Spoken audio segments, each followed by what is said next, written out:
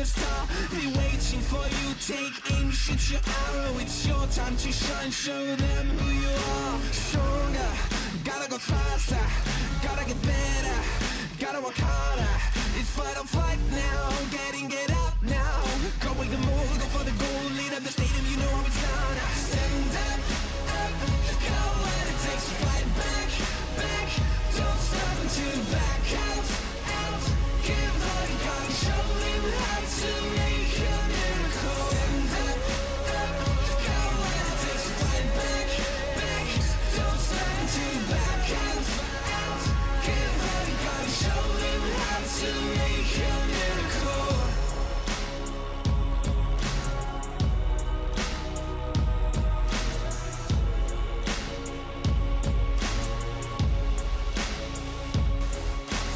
Stand up, you've got what it takes to fight back.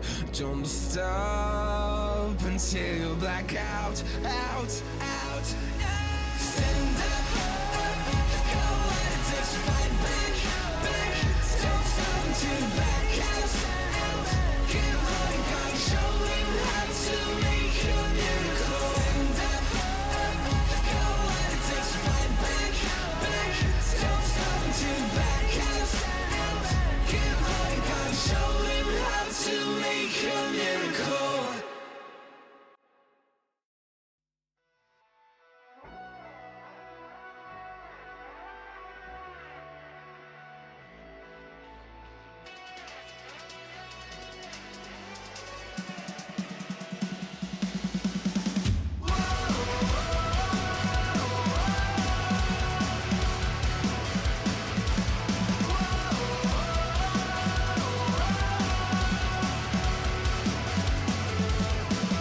Sometimes I like the way you try, even though you know you will fail. Sometimes I give you hope before I take it all away from you. Just know I'll never let you win. I feel you caving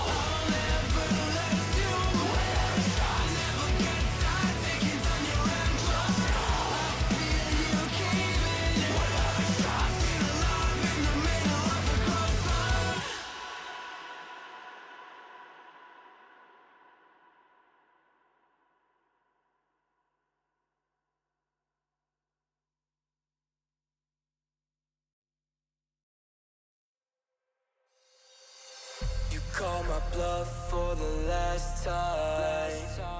This ain't a song, it's a battle cry. No life.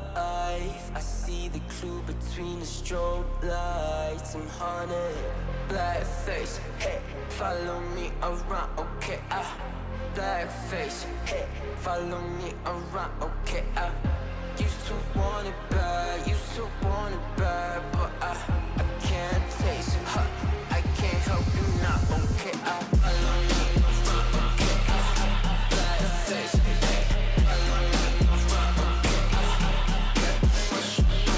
follow me around, okay, black face, hey, follow me around, okay,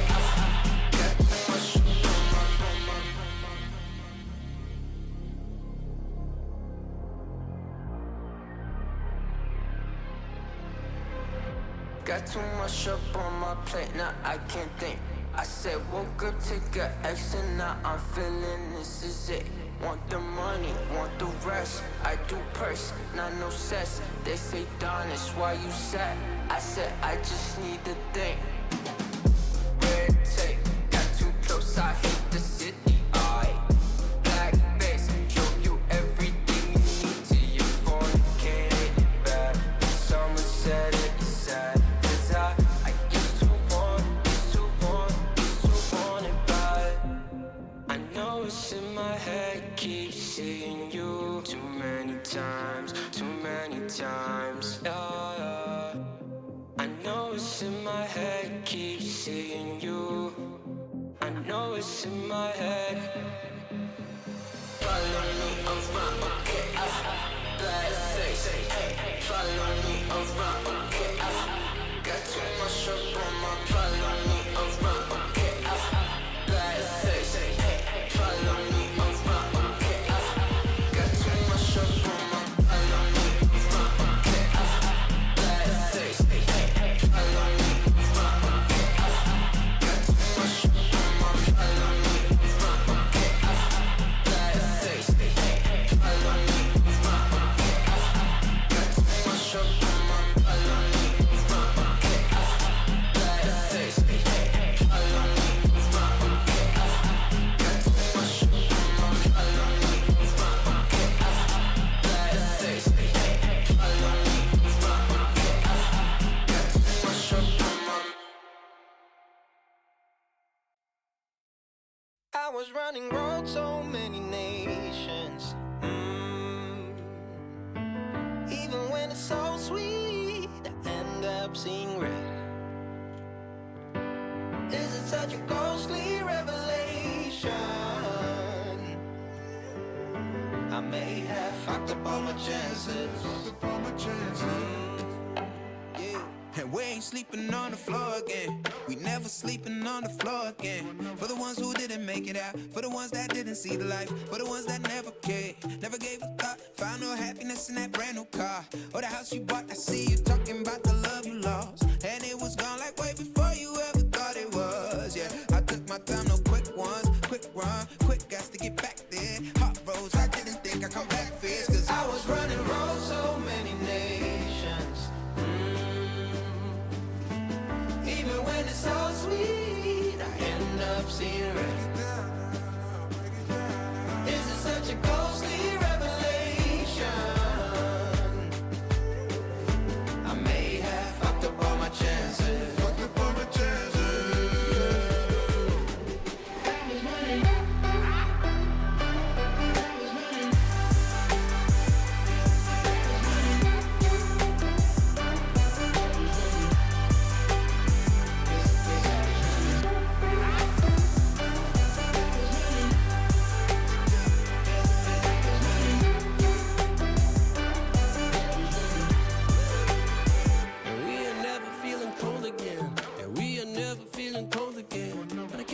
It's easy, it's hard to preach, cause I've been burning trees and watching fall.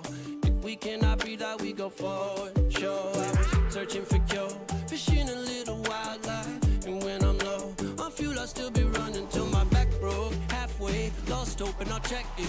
Hard roads, I didn't think I'd come back fast, cause I was running roads so many nations.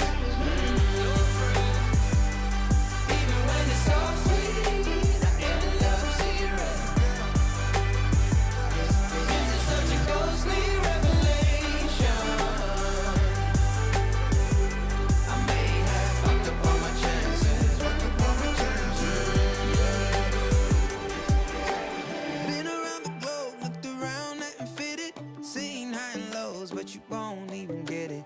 Been around the globe, think it's time to admit it's not the end, but the road, and you won't even get it. Been around the globe, looked around, not to fit it. Seen high and lows, but you won't even get it. Been around the globe, think it's time to admit it's not the end, but the road. I was running.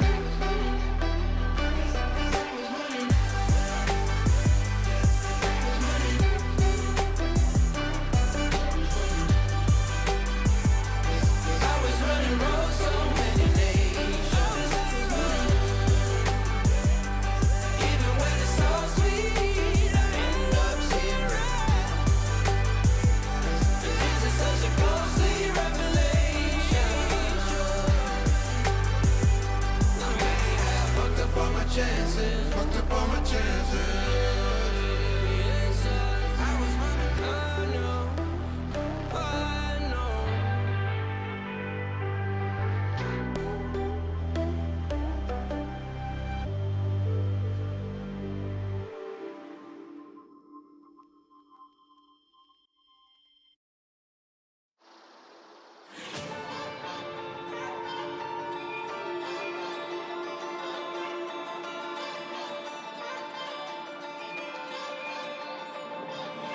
Heaven is shining down rays of gold. Cover me with your light, take me home. Forever keep shining down rays of gold. Rays of gold, rays of gold.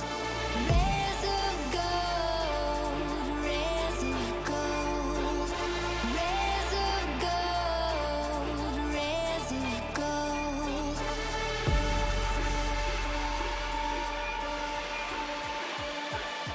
Rays of gold, rays of gold.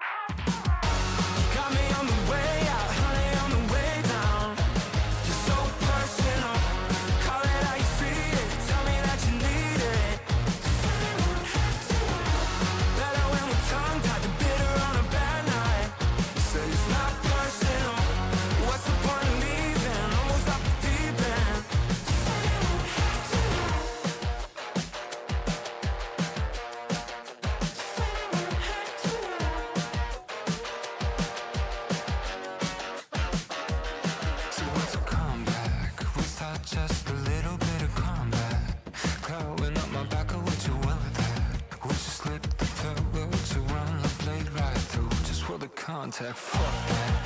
She says that she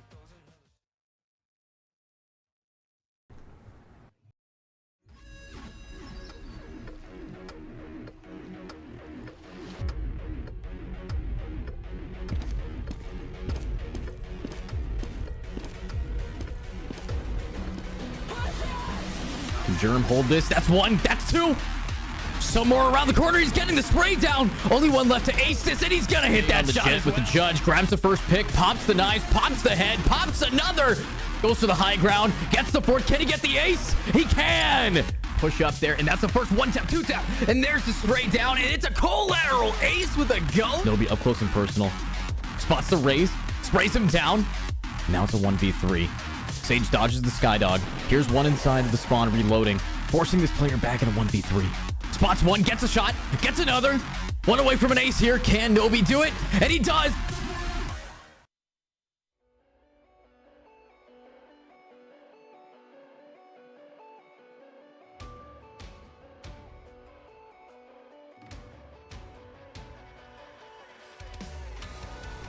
Hello everyone and welcome to Imperium Challenger Esports. My name is Mitch JS. I'm proud to present the Imperium Elite Series Tournament. This is our first ever Elite Series Tournament sponsored by AfreecaTV. For grabs today, a $2,500 prize pool over the next 2 days. I am extremely excited to see what's going to go into this tournament. There's a lot of teams, 64 teams signed up. And with all of that being said, I'm going to pass it to my amazing casters, Edu and Vincent. And welcome back, everybody. It is now time for some fun stuff. Of course, my name is Edu, joined by the wonderful Vincent Cast here, as we are going to be jumping straight into some great gameplay. Best of ones, a lot of them are what we're kind of opening us up with here today, Vincent.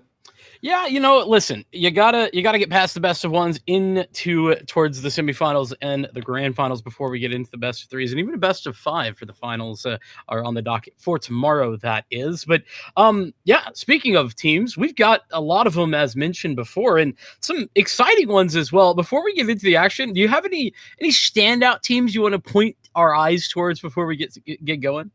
Yeah, absolutely. So a big standout team that we actually are going to be watching immediately going forward here is Lobster Fishers. If you guys don't know, they have been decimating the tier 2 and 3 scene because of their roster. There's a lot of amalgamations of different T1 teams. We have players from Shopify. We have players from pretty much all walks of the tier 1 scene anyways.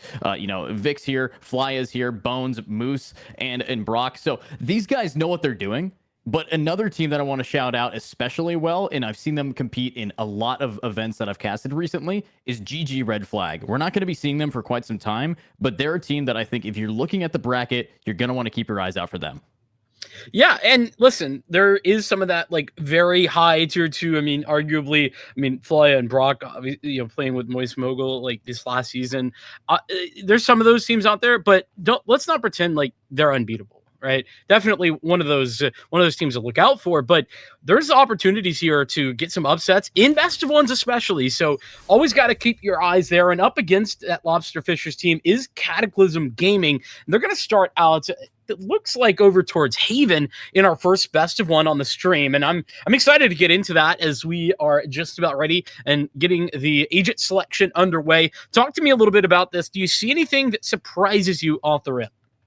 Well, Haven being one of those maps where usually you would expect an Omen, seeing Flya lock in Viper as either a pseudo-sentinel or a double control, that's going to be very interesting, as Vic is currently hovering over Omen, and I think Viper on Haven has their uses, but let's see what else can happen here as we are going to be jumping in shortly. But I believe there might be a little bit of a tech issue, but we will get that sorted and get into this game. But as casters do, let's just demonstrate and narrate what's going on. So right now on the defense side, what are you looking at, Vincent? Yeah, this looks pretty normal to me. We got the KJ, the Sova, Breach. You can't play Haven without a Breach. You can, but it's not as fun, is really the point I'm trying to get to. Jet makes a lot of sense. And then note on the Omen. You mentioned how the Omen is pretty much usually a must-have here. But I just mentioned that Breach is sort of a must-have. A moment ago, I was seeing a Sky Hovered for the Lobster Fisher side, which isn't unreasonable, but is a little abnormal, maybe. I'd have to look back and see what they played otherwise. Yeah, and honestly, now that we're seeing these guys being able to lock in those unique picks, as you pointed out, the Sky being hovered. I think Sky on the map of Haven, very powerful. It's one of those characters where you have a lot of issues regarding information, healing, flashbangs. If you're on the other side of a Sky, you're going to be looking up at the clouds because you will be flat on your back there real fast. So looking up at what we can see from these players, I would think, honestly, looking at that team composition, the control agent being brought out, the double control on Haven, a double controller really seemingly been shifting into that meta ever since Pearl was released, and then it just continued when Lotus came down. It's just where people like to be. The more control you have, the more easily you're going to be able to take a site. So I did just did some looking, and I mean, it looks like only once out of the last 8 times they've played Haven, they being what I was talking about with the Sky Lobster Fishers, right?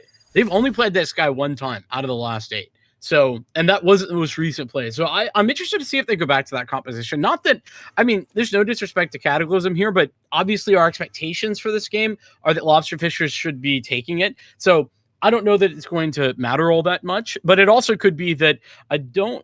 There's a couple of different iterations of this Lobster Fishers roster, and so they aren't always playing with the same 5. So that could be it as well. Either way, we're going to get those questions answered and locked in as we see that Sky confirmed.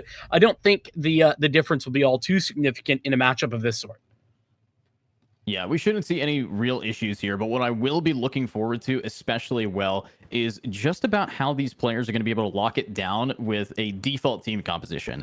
Looking over at CG, you're facing off against one of the strongest teams in the tier 2 scene, and you're bringing the most, I would argue, basic team composition. I think the only thing that's a little different compared to the meta right now is instead of a Sky, a Breach. But outside of that, this is pretty much, hey, we're on a Haven, insta-lock what you know how to play, and this is what you get. But then you look over at the other side, and they have a very unique team composition with the Omen and the Viper. But is it that unique relative? Who knows? I'm hoping that we're going to be able to see these guys really just lock it down. Exactly. Listen, I think you also have to just expect and view this as, listen, the Viper isn't the norm here anymore, but it's still very powerful. It's not as if it's I mean, there was memes in chat about a Yoru. It's not as if it's a Yoru. Not the same. Yeah. Either way, starting out, a little bit of aggression from the defense. Unfortunately, entirely denied by this Lobster Fisher squad. No victories there in mid, and it seems that the site, though overwhelmed, will not stop the bleeding. Yeah, it's not going to stop it, but what could stop these players is maybe just a running gun, but wow. Flawlessing it up. I mean, Moose just going crazy there with the bunny hops, making sure to get into the contact first. That was a quick round. I mean, usually pistol round on Havens, you're down to like the last 20 seconds before it actually finishes off, but that was just immediate. Yeah, and it all kind of goes down to what I don't think was a bad play at all from Cataclysm, right? They got aggressive over in mid, taking some space early and setting a tone that you're not going to be playing scared against this roster of Lobster Fishers. I don't think that's bad at all. Unfortunately for them, there was like a cacophony of players sitting in mid window, just ready to swing for the counter aggression, and no duels won, unfortunately, off the back of that. Yeah, let's see what they are going to be able to do here. Looking forward to how these guys are going to be able to play this out, but Bones already right on top of site. It's just something about Lobster Fishers in how quick they can get aggressive, even though, yes, this is the second round. This is where you're going to be seeing the SMGs be popped out. This is where I want to be watching, you know, how quick are they going to roll out onto a site, and what can this team do, classics in hand? Well, here's the thing, right? Lobster Fishers are off the back of like back-to-back tournament wins. And tournaments that are, I mean, they've won both June and July Gauntlet. So I think it's going to be hard to force this Lobster Fishers team to be playing respectfully. That's got to be step number 1. Force some respect, and then you can go from there. When, you know, nice timing. I thought the coordination was pretty good on that retake, but as you mentioned, classics abounded. There was no way to win all of those duels. Just a single frag to be had for Cataclysm. But here's where the rubber meets the road. The first real chance at a gun round. Yeah, another thing I will point out, you kind of hit on it a little bit there, is the streak that Lobster Fishers are on right now. Yeah, they won both the Night Gauntlets, but they did a lot more in the Tier 2 scene. They also beat out the Mystic Singularity event. They've beaten a few. They're on a 4-win streak of first place, which is nearly unheard of when it comes to a team at this tier anyways. Usually it bounces between maybe 2 to 3 teams, but Lobster Fishers, they're coming into the T2 scene with strength abound here. But let's see if that strength's going to hold up against Rifles now in the hands of defense. That's going to be a bit of a question mark. Bones quickly making their way onto the C site. Nobody will be home for the time being. Nothing to deny this plant, but that'll set up the retake, and Fly is in a very nice spot. They seem to be aware of his position, though. Not that aware. He's going to go 1 for 1. And so time for the retake. 4 on 4. Very winnable situation defensively, though. Yeah, but defense, they can try to go for a retake here. If they have the ability, it's just about the aim, but dang, there's Brock. Grim's going to get 1, but that's all they're going to get. 1 and done, a team ace, 1 for all. And now we're seeing a bonus round 1 over to the hands of Lobster Fishers, and that's a free gun round. I mean, they get a lot of economy advantage here now, and honestly, a save or an eco is going to be pretty tough to win this out, especially not only against this team, but just with the weapons they're bringing to the table. Notice how Lobster Fishers defended against that retake. A lot of times, if you're planning on C and you have C for free, you're maybe going to leave 1, 2 at most players on that site, and you're going to be playing towards long. No, Lobster Fishers taking the aggressive maneuver, playing 3 players close to CT, and then taking that fight together. Just something to note, kind of the posture of this team is so aggressive, and that's what I mean about forcing some respect. Right now, Lobster Fishers aren't showing any. Yeah, respect, maybe not something that's going to be garnered for free. Bones showing no respect, holding that W key down and taking out Grim. The Bucky, unfortunately, not being so lucky, but Flya going all the way to the top of the scoreboard with a clean triple kill. And now, this is just down to 1 player. If you could do it, Dreaded, you're going to have to do it now. Ooh. Well, that's a nice shot. Good way to start things out. Brock, though, will win the additional dual headshot, actually, with that Phantom, and a 4-0 streak at the moment for Lobster Fishers. Cataclysm, here's their next chance to make a statement, try and figure something out. Because, listen, Lobster Fishers have also not been all too creative with their plays, but they've been very effective, right? Like, straight up towards mid that first round, we saw a fast C hit in the anti-eco. We just saw that fast A hit. It's been, one direction, and that's about it. And it's been effective. Yeah, it is pretty effective here. But now, let's see. This is another buy round. We just saw a clean shot at the end of the round. The first kill that Dreaded has gotten. And that's going to help. But, a big ultimate. Actually might be able to catch somebody out, but unfortunately only does about 80 damage to the Sky. Luckily, it was the Sky, because with the ability to heal, only can heal everyone else, not themselves. But look at this very aggressive push-up here, Vincent. Yeah, I like that they've swapped things up a little bit here for Cataclysm. You have to take some space, especially if we're going to see Lobster Fishers play as aggressively as we have so early. Taking space makes a lot of sense because it gives you information. They've left the Omen deep against the Seekers to be committed towards B. Nobody on the site. That'll be confirmed via the Seekers, but now it's a question of hanging on to it. And the Viper's Pit going to make that a little bit more difficult for the retaking Cataclysm. Yeah, and difficulties could be just adding up round after round here. But look at this. This is an Odin in the hands of Grim. If anybody might be able to just shred through this ultimate, it will be the Odin. And it does do a little bit of damage to Flya. Surprisingly, dinks him through the wall. Flya knows how to play the post plant fairly well, though. But look at this. They push in, they get gunned down, and it's back to a 1v5 and nothing. Okay. It's so hard to approach, especially when you're only approaching from B, right? Nobody had applied pressure through mid or anything, but you're all approaching through B, and you're walking into that Viper's Pit, which means by the time you get into position to take a duel, you're at like 1 health. You don't have any sustained ability to receive fire or even give it back, because 1 bullet and you're dead. So it's so difficult to try and make that retake work because you're walking through the entirety of the Viper's Pit. And by the time you get into a position to even tap on the spike, you're so weak.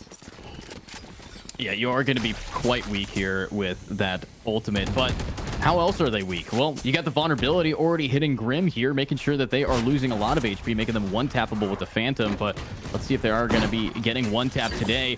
Look at this, Flya now pushing right in, but not checking a corner. Dreaded's going to be able to grab that pick down, and Bones is going to get the trade. But unfortunately, this is a big hit here, and Unknown, though, will finally connect the shot. Needs to grab this gun and make this a 1v1. Only a couple bullets in the chamber, though, for that weapon that was recovered. Got to keep an eye on that. Moose's patience right now, though, is making life a little scary for the Jet on the other side with Unknown on 70 HP. It doesn't really matter. Headshot will do it no matter what the situation, even through the edge of that wall. And Moose had a full confirmation of where Unknown was located. Easy 1v1. And that's sort of what you expect from a player of Moose's caliber, right? You put him in a 1v1 in that situation, going to win it most of the time, and does so there. And so we're up to 6. This is starting to get in that at that point where it's out of hand. Wouldn't you agree?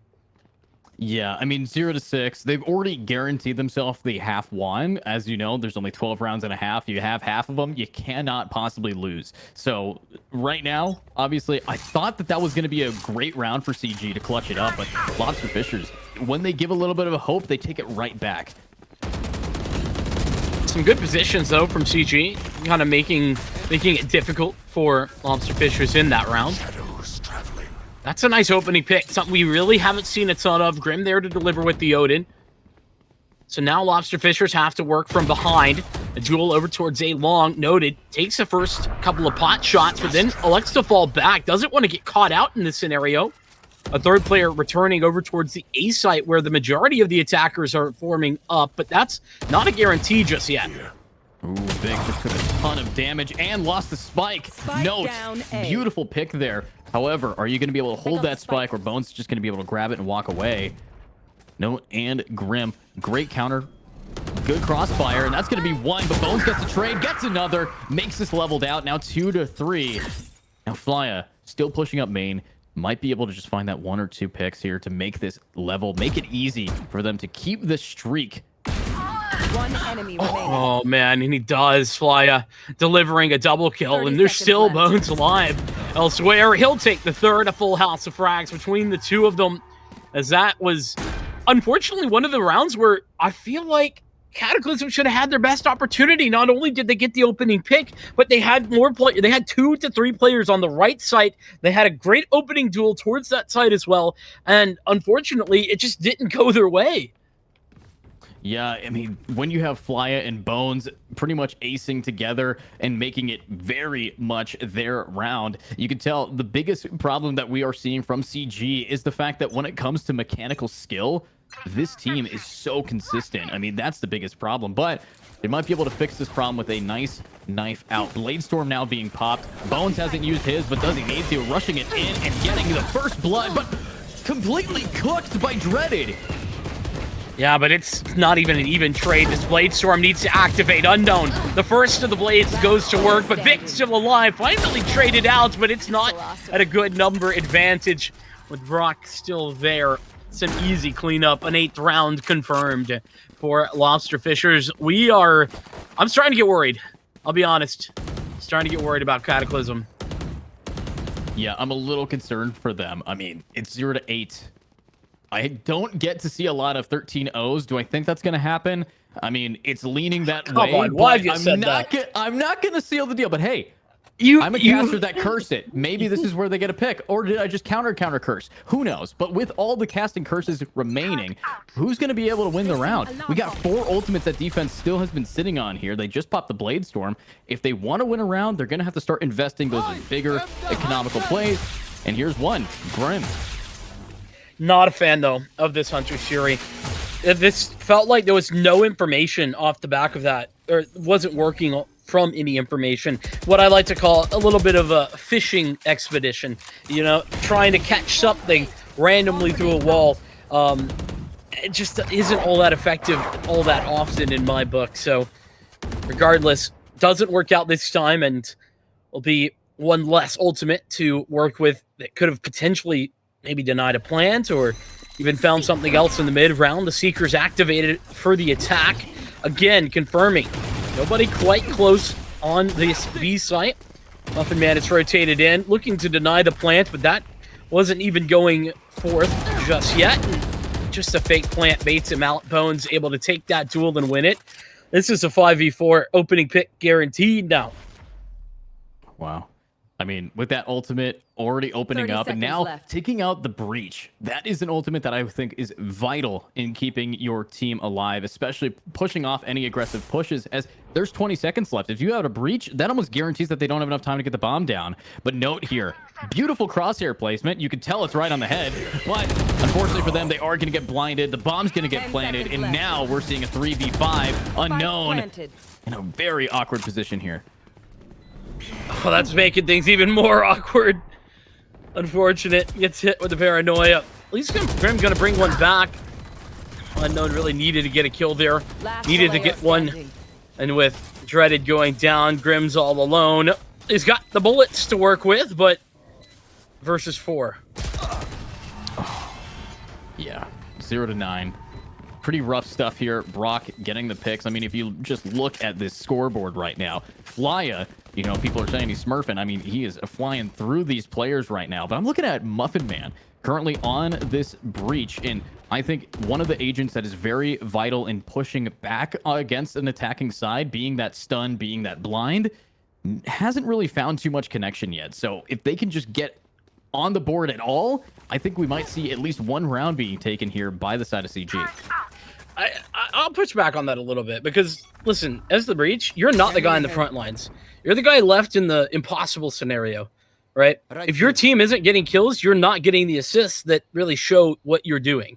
And unfortunately, at a scoreline like this, that's the way things are going right now. Grim has done a good job, also in that initiator role, of finding some aggressive maneuvers.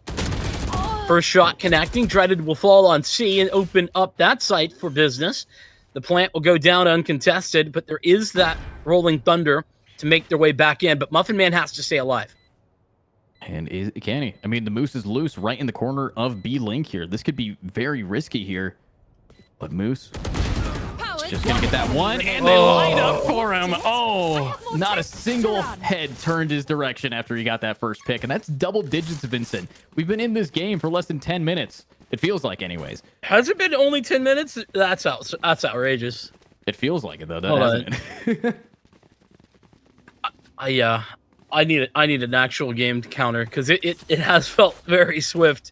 A lot of these situations kind of falling apart before they can even get started. That being a prime example of it, right? I mean, you have the Rolling Thunder set up for the retake. It looks great until Moose activates.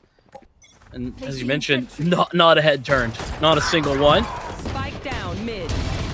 Ooh, that's 2 big picks. Bones now down. There goes their entry. The spike is stuck here, but Fly is not stuck. Getting the pick and grabbing the spike to walk away. The double controller really coming into strong suit here. Like I said, I mean, One this enemy is just remaining. clearly some comfort here. I mean, Flya has tons of experience on the Viper. I mean, literally his role that I have written down in my notes is Viper/Initiator, because it's Viper or Initiator that he's been playing the last couple of months. So even though it's not traditional, does it matter? I mean, that's the thing. It doesn't really matter as long as these guys know how to be anchoring it out. But Grim popping another one of these. I would give it a good analogy here of a Spike spear fishing in planted. murky water. You're not going to see anything, and you're just going to hope there. You're praying. But using that ultimate yet again, it does stop the bomb from being planted for like 2 seconds. I mean, he heard the spike getting planted, so that was the information. That wasn't the fishing expedition of previous Hunter's Fury. But Flya, even though he almost flicks away, that timing would have been crazy. Grim is going to go down. Good off angle from Flya. Last round in the half. But yeah, point being, that Hunter's Fury makes a lot more sense to me. Well, yeah, but I mean, in a 1v2, using the Hunter's Fury in that sense, I would think, you know, My brother, it's 11 to 0. I know it's 11 to 0. I know. But, you know, Grim's been playing great aim duels, though. So when it comes to, like, the Hunter's Fury being his biggest weakness right now in what we've seen from him. So, arguably, this is a best of one. I might not be able to see Grim play a lot today, but from what I've seen, I want a little more. I'm loving what Grim's putting down. Unfortunately, I don't love that as much. The first duel doesn't work out so well. The Aftershock trying to deny entry back into the B side. At least it does that, but the lockdown's still alive and kicking. Fast flank, though. This is something we haven't seen a ton of from the defense of Cataclysm. With the Viper's Pit going to be activated, making life difficult for the retake.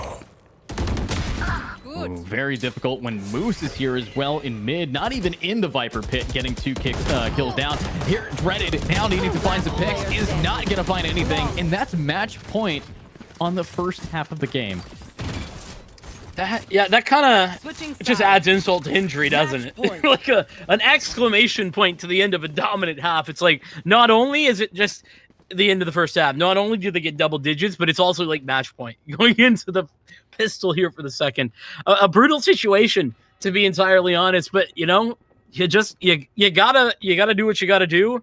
And poor Cataclysm, what an unfortunate draw for them in this first round. Yeah, they drew the short string having to fight against Lobster Fishers, in my opinion. I mean, if you're going to be fighting a team, you don't want to fight the best seed in the entire bracket when it comes to just statistics. Just on VLR alone, this team has so many points. They have really racked themselves in. I believe they're ranked 15 in NA right now. So, you know, for them to be the first person you fight against, Cataclysm Gaming, a little bit disappointed in just, as you said it, drawing the short straw. Well, they'll give it their best shot here on the attack side. They get one chance at it. Well, one chance to stop the bleeding. And if they can win it, well, they'll get another chance. I like that they're playing a little bit more passive. I talked about how it's difficult to force a team of this caliber to respect you from the outset. Well, playing a bit more respectfully in this pistol round are Lobster Fishers. They haven't gotten all too aggressive. They're just waiting, as were their opposition. But Cataclysm, about the 1 minute mark, realize they're going to have to start to make some moves, and up a long is the plan. Here we go. Grim leading the charge as usual, grabbing Bones down from behind. Amazing push up there, but Brock is going to shut him down. Flya grabs 2 before getting traded out. One enemy and there it is, now 1v3. For some reason, it's always Dreaded as the last player standing. I mean, he is on the killjoy. A bit of a lurk roll, to be fair. Yeah. But yeah, unfortunately, not able to do a darn thing about it. And 13-0 is the final scoreline. That is one way to start out things in the tournament, though. And number one, great stuff for Lobster Fishers. You know, props to them. They played well. On the other hand, Cataclysm, man, we say goodbye a little bit too early, don't we?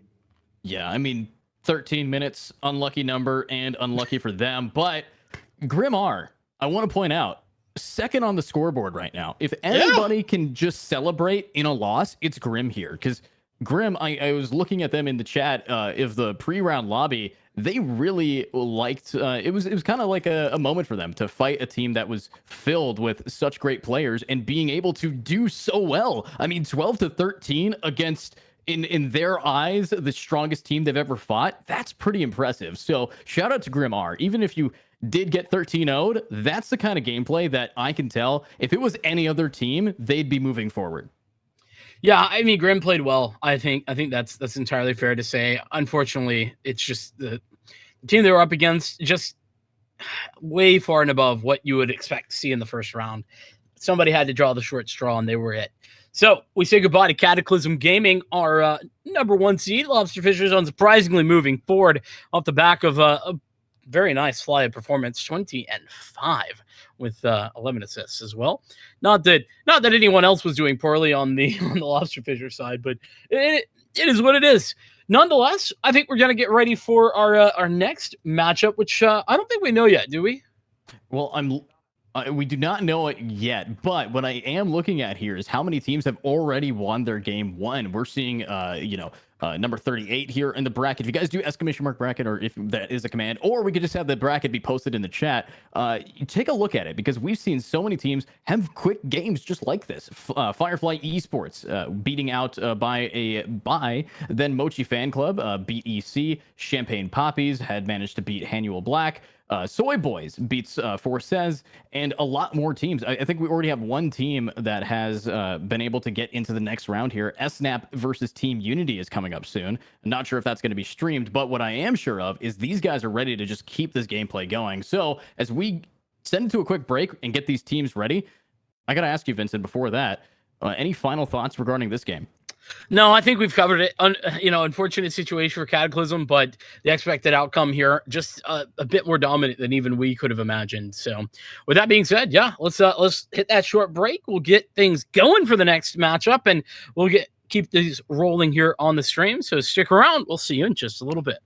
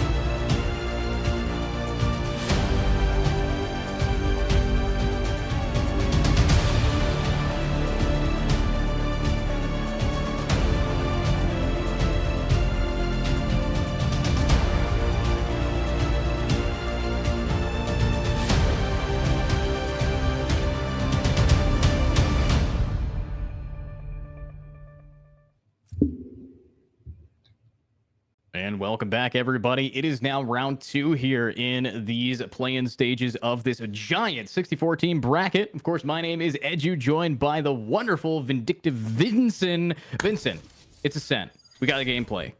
That's why I'm vindictive, because I'm an Ascent hater, to be honest. But it's okay. It's fine. I'm coping. That being said, I'm excited to see the teams that we have. We got listen, I'm a collegiate Valorant enjoyer. We got a collegiate Valorant team in the University of New Mexico here coming in alongside Murasami Red. And I'll be honest, my expectations, I don't have too many, because I've yet to see Murasami Red play. And I was trying to look up what UNM would be giving us, and I also couldn't find too much info on there. What I do know, here, fun fact for you, the UNM teams are called the Lobos. I did some Googling to find that one out. Oh, the Lobos. Is that like the DC Lobos, or is that something different? No, apparently Lobo in Spanish is wolf, and that's why and that's their mascot. Oh, got it. Well, let's see if they're going to be working as a pack here to really seal this round. Of course, it's a best of 1 on Ascent, as you said. Not your favorite map. Me neither. I hate this map, to be honest. Not because it's not a good map, but because as a caster, it's not very interesting. The play style is incredibly slow. It's default-esque. It is, tried and true. Take it slow. So honestly, looking at this team composition, Vincent, I'm looking forward to seeing what this KO is going to add to it, as I love KO on this map, but I think this is nearly mirrored outside of KO versus Sky. Yeah, it is. That's exactly what I wanted to focus in on as well. I think KO is actually a little bit better here, like in general, if you were to do a lineup, 1-to-1. That being said, I don't know that it's going to be the main difference here. The key with the KO is that I think that you have a few more options, right, with the utility. I mean, that 0 point is so powerful, and even the null command is really solid to use. That essentially can give you access to a side or stop a retake in its tracks. And, Skywall, very good, isn't going to be able to do that all on their lonesome. They're going to need some additional support in order to do so. Nonetheless, we get things started here, and I think we got UNM on the attack side to start, and they're shaping up for an A hit. Yeah, and if it is going to be an A hit, I love her. Might not be loving it, as this dart is not going to really spot out too much, but that could lead in for an easy rotate here. But as we are going to be following our wonderful observer producer, Mitch, also known as Bagel, let's see what they can do. Look at that angle, though. I mean, just running it down. They're already on the site. This should be an insta-plant here. Yeah, the 0 point kind of led the way. More utility to follow that. And, well, no way to really hang on to the site for the defense. And so we got to set up a 5v5 retake. A little bit of chip damage done with the shock dart, but looks like the first owl drone's going to head out enough to actually find an opening. Pikachu with a nice shot, and it'll be continued trades, but nobody actually coming away too successful. The long-range flank from Lycong is the only one remaining, and taken out by Taco. A 4K for the KJ. Wow, MSM definitely just taken in that mainstream, really rocking the pistol round with only 2 players remaining, but that's relatively nice for an Ascent round. And the fact is, they got the bomb planted, they got the kills done, and they have enough money to start buying up weapons. 4 kills on Taco is going to be full armor and a Bulldog, which should shred through the second round, unless somebody can start really popping off with this classic. You know what I'm a big fan of? No. I'm a big fan of the Judge. Unfortunately, it's just left. Jiggy had it and has now forsaken the Judge, which is probably a crime of some sort, but I'm saddened. I was hoping for some Judge gameplay. I've been denied. Back to A, though, it would seem. I mean, I think the Judge is a great gun. Definitely better on defense than attack. I think everybody can agree with that, unless you're a Raze and that meme build of just running it down with the Judge. But looking at this, the attackers, they didn't really put any money forward.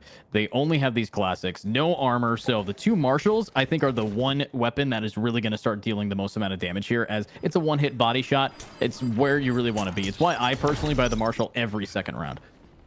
Well, I said A, they've rotated to B. Is 5 players approaching, and that is a dart cover that's gone out. Dash forward for the Jet, trying to get into position up on Switch, and, well, they got the position, but then quickly lost their life. Icon, the last alive. The Classic gets a single kill at least, but it's not all that impressive considering it's just the one kill that was found that round. Expected outcome, though. As we get into the real weapon rounds, we'll see what UNM can find. Not the best of starts for them, but this is where things get interesting. Yeah, I mean, this is the buy round. This is where I believe the Valorant game really starts going in, because this is where you see the weapons that define Valorant. That's right, it's the Phantom, it's the Vandal, it's maybe an Op if they had a better start. But looking at these guys compete, I know that UNM should be able to get 1 or 2 frags here, more than they did previously. Oh, look at that. That's going to spot out a bunch of people, and a Sheriff, a weapon of choice into Sova's hands, does a ton of damage to a KO. A little headshot through the wall. There's that dash we were talking about before. The Owl Drone will fall away before really getting too much information here, but the defense under pressure right now, trying to hang on to it. Oma will get the first frag, swinging wide as I love her, and well, the love is certainly lost in that engagement. It'll be 2 remaining defenders heading in from CT in order to try and take some space. At least Jiggy will get something back. That'll equalize things somewhat. Here. Yeah, and now equalized out 3-2. Honestly, defense, they need to try to get on this site with very limited weapons. The Bulldog, yes, a great gun, but it's actually a Vandal they pick up off of Switch that should make this the weapon choice to push in. There we go. That's 1, that's 2. But watch behind you. And in you go! Oh, beautiful job. It was artistic in how they are just painting a picture of a triple kill, winning a bonus round here. I mean, that third kill was absurd. I mean, that was incredible to look at. And, well, unfortunately for University of New Mexico, like, that was the round they should have won. They had crossed all the T's, dotted all the I's, and then, unfortunately, they ran out of ink right there at the very end. An aggressive play that I thought was well executed, got them on the site. They found both the kills on B, and then Art just decided to win the round. I mean, sometimes that's the way it happens, but a bit of a mistake there, allowing that to occur, I think, if you're UNM. Absolutely. Now looking at the attack side, they're walking into this round with a bunch of Sheriffs on their hip and a Spectre, the biggest weapon, the SMG, needing to try to shred through on Noli flip here. So with that orb getting picked up, though, Love Oma is going to be popping the Blade Storm, and this is a great piece of utility. If you don't run straight into Jaggy, that's a big pickup, and here we go, even more, doubling it down, and now it's a 1v4. Yeah, even that final frag, though not necessary. Ikachu was ready to go. It'll be Art, though, to take it away. And once again, just a single player taken out in that eco round. And there was a lot more behind it than just classics, right? That happens on round number 2, where you don't have any money. But in round 4, where, you know, you've lost a gun round, sure, but you have a little extra cash, that's starting to go a little bit more worrying. Still early in this bracket, but I'm starting to get maybe a little bit worried here for the Lobos. This is a bit scary, because they need to, I think, find a little bit more competitiveness into this round with the guns. Yeah, you're going to have to try to tap into that competitive spirit here, with now this being the first round where both teams are evenly matched. Rifle versus rifle, all 5 Vandals versus all 5 Vandals, and there we have some ultimates getting popped. The Null command to run it down. A Blind Sky manages to walk away from Oma, leaving them at 30 HP, but this is a site that they do have full control over. But we've said that a few times, it's about the post-plant positioning. And about that post plant, look at the lockdown. That's what's prepared. The Null command got them on the site for the offense, but now it can't deny this defensive re-aggression with that lockdown. Going to have to get out of this site. Oma, the final one to stand tall, trying to get you a free frag whilst it's still available, but nothing to be gained. Full suppression. 3 out of the 4 remaining offensive members are there. Skits, though, with a nice connection. Still, that dark cover making things difficult. Holding on. No! A misclick there from Ikachu. Pulls out the dark cover, and it doesn't work out. That is a nice first round to pick up if you are UNM. Well, I mean, UNM, they needed that round, and they brought it. The University of New Mexico is bringing some new light to their gameplay. Now getting on the board 4-1. It's where they want to be, but can they stay here? This is a momentum game. It's all about how you could build up round after round here, Vincent. And looking at this, I love her. Picking up an Odin on Sova. I think we know what's about to happen next, or at least some good ideas of it. Yeah, there's only one real reason to be picking up an Odin on this map, and that is to spam through this wall, especially if you're a Sova. Revealing area. Not going to find anything to shoot at just yet, as Lavoma and Icon both playing relatively passive, but Noli gets an opening pick. That's over towards mid. That can apply what I call the old collegiate classic. This mid split you see very often. Ooh, good blind. Jaggy grabs one. Can you grab another? There's a KO in front of you, but that's not going to stop you, is it? Here we go. Swings out. Does not hit the shot, but I love her with that. Odin grabs one. Taco gets traded out after getting one, and it's a 2v3. So far, everybody in mid, but where's the bomb? Currently in main. What can this team do? Yeah, the problem is that Spike being so very exposed and in the clutches of the defense. There's just nobody in position to take that fight. Zaggy will get the one, and Arts with the op connects for the other. A round that was relatively competitive, but falls by the wayside there in the later stages when there's a lack of trade frags from the offense. And so what UNM found success in the previous round, they've just been served up a heaping helping of failure in the next. Yeah, I mean, big helpings here being dished out, but now I'm looking forward to this round. 3 ultimates on the board for attack. I doubt they're going to use a single one of them unless they can find a weapon in hand. Art's op and I love her's Odin. Those are the 2 biggest guns you could bring to unusual fight here. So let's see what they can actually do against it. Now, I am looking forward to the split towards A with a decent enough mid presence. They might be able to actually get some picks here. I mean, listen, Icon on the lurk towards mid has been a pretty important part of those late rounds towards A that have had, a varying level of success, to be fair. But when they have been successful, that late lurk has been good. So having a couple of extra prongs to that attack wouldn't be bad. Of course, part of the issue is you don't have a lot of guns this round, do you? And by a lot, I mean, like, basically none. No rifles, at least. Ooh, that's going to be one. No rifles. Yeah, nothing against these guys. Now Art takes his time, does not get baited out, and gets a clean body shot down and a flick to finish it off. A flawless round. 5 alive here. 6-1. Vincent, 6-1. Yeah. You know what? And listen, some people would say, why are you hyping up kills against an eco? I don't care. It was a nice kill. Nice couple of kills. Yeah, exactly. Yeah. What are you talking about? Come on, guys. These hypothetical people, of course. Oh, yeah. These people, all right? Are they in the room with us right now, Vincent? They're actually right beside me. Yeah. Okay. The peanut gallery, standing right next to me. 6-1, though, as you mentioned, is the scoreline. And it's starting to get to that point again, right? That dominance, that we were experiencing back on Haven with our first matchup. I didn't expect to see it here. Murasami Red. They're putting on a clinic at the moment. And there we go. Taco taking out one, and boom, there's the trade. KJ diffing it up to make sure that you level it out. But look at this. Jimmy leveling the enemies again. Now makes this a 2 against 3. Beautiful double kill down, but Ikachu. 1 enemy remaining. Gets a very unique kill onto that player, as it's now just 1 remaining. An Omen stuck in a very awkward spot. Really... Oh boy! Hold on. I'll get back to the missed opportunity. Saber, that's a nice shot. Now low HP, sure, but a realistic possibility to win this round. If you look at where the 2 remaining defensive players are located for this Murasami squad, Saber has a real chance. It's just gotta create these 1v1s, and the first issue is trying to overwhelm Art over in Tile. Not the easiest situation to contend with, I will 30 admit. seconds left. So you said missed opportunities. I think this guy is going for a save here. So what do you think the opportunity might be? Well, he actually can use his ultimate to get his the bomb, but go ahead. So you missed the opportunity to for the getting jiggy with it call. Come on. Sorry, my bad. Next time. Next time.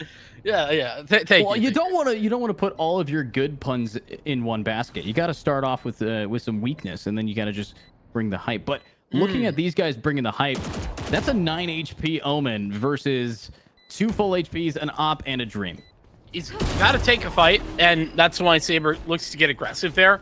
I think the right decision. Unfortunately, timing wasn't all that great, and so that will ultimately end in the expected outcome in the 2v1 situation. Art had so much confidence was like barely even in position to trade there. It was in main, I know, but was quite a moment away from getting into that spot. 7-1 now the score line, and things have started to fall apart pretty quickly, it feels like, for UNM. And I want to ask you the question, right? What are you seeing? Where's the breakdown happening here in this game thus far?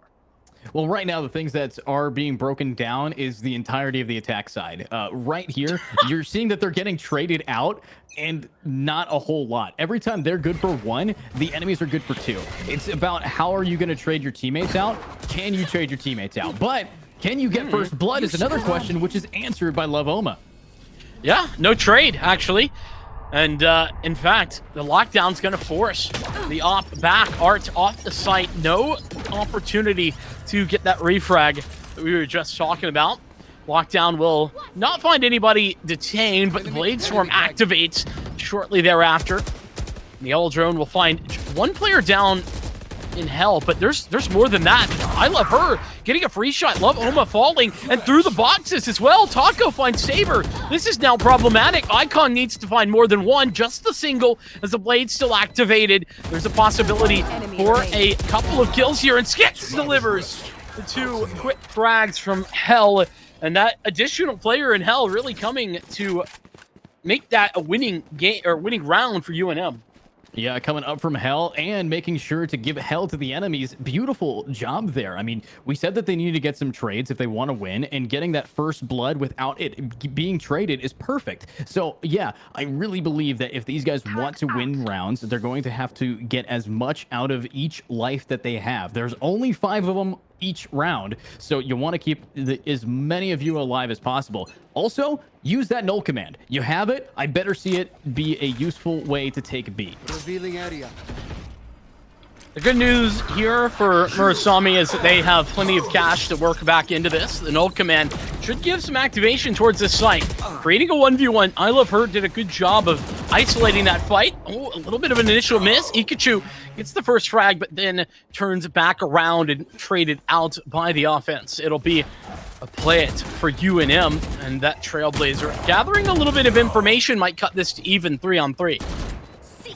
3-on-3. Here's the Seekers now trying to find somebody as Taco really wants to use his ultimate and will set it down. The lockdown locks down the site and keeps these players back. Skits here looking to make a comedy sketch with this aim. Oh, what is going on? Art managing to walk out on top, and it's just Flip here. Can he flip the round in his team's favor? He cannot against Art. Oh, man, it's kind of unfortunate because if the Sova were actually the player coming from main, I don't know who it was that was there for UNM, but whoever was in main actually denied the lockdown. If it had been the Sova, they had the Hunter's Fury. They could have probably won the round if they just swapped those individuals into a different position, but it was not to be, and a timeout called. I think this is maybe on the later side, but at the same time, better late than never. Yeah, I mean, calling a timeout, it's a time to take a deep breath, and it's from Skits, who we just saw had a little rough time with that classic. So I can understand they're probably feeling the pressure here. So looking at this pressure buildup, I got to ask you, Vincent, what is the strategy that they need to do a little differently against this? They have no money, and they got to build it up. Well, see, to me, the issue, it's been twofold, right? No, initially, they really struggled to find any opening picks. They struggled to, even when they did get one, convert that into round wins. Now they're getting onto sites, our UNM, and so that's great. But hanging onto the site, they've only done that one time. So they need to work on that or defending against that retake. And at what point is that breaking down? That I'm not 100% sure, but got to figure out a way to hang on to the site once you get it, because now they're having success in the opening duels, but they still aren't winning all the rounds.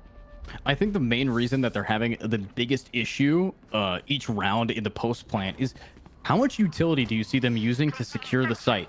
Almost all of it. They have nothing left after they've gotten on site besides maybe a Killjoy single nade and a turret. So when they are finally on that point, they don't really have anything to back them up. You compare that to the side of defense who barely uses any util, relying heavily on their aim early, and they can throw the whole kitchen sink at them. So I think that's the main discrepancy is you're sending all your flashbangs, all your util early, and then you have nothing once you get the bomb down. So yeah, you might get on the site, but holding it is the whole beast of its own.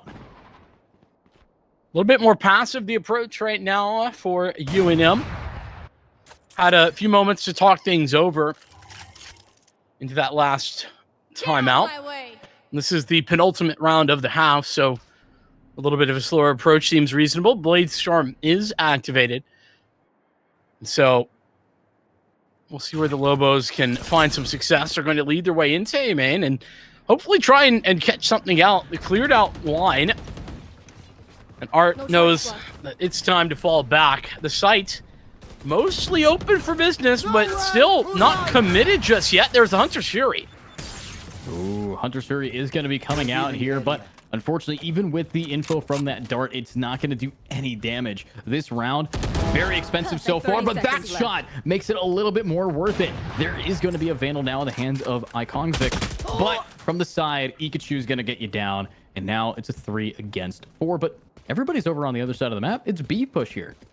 Yeah, back towards mid, through mid and into B, that is. Oh, that is unfortunate. Saber caught out in the open. Spike will get planted. Nolly needs to win this duel. Needs to find something here. Cannot get taken down for free because at the moment, Skits is all alone on this site. Has to play passive. Tries to take the first fight and can't do so now. Nolly has no way to defend this defuse, but lost their life in the first attempt at that duel, so... Not the best situation, not the best outcome for this round. That Blade Storm didn't end up having the most success either.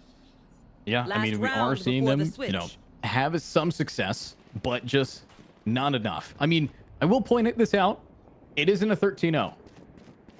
So we're seeing more gameplay. We've already been in this game longer than we were in the first game of the round. So that's it's a low bar. That's a low bar, though, to be fair. Yeah, a little bit of a low bar, but let's see if these guys aren't going to be low balling if they're putting all of their eggs in this chip basket to really just seal it out. But wait, is that an opping Killjoy?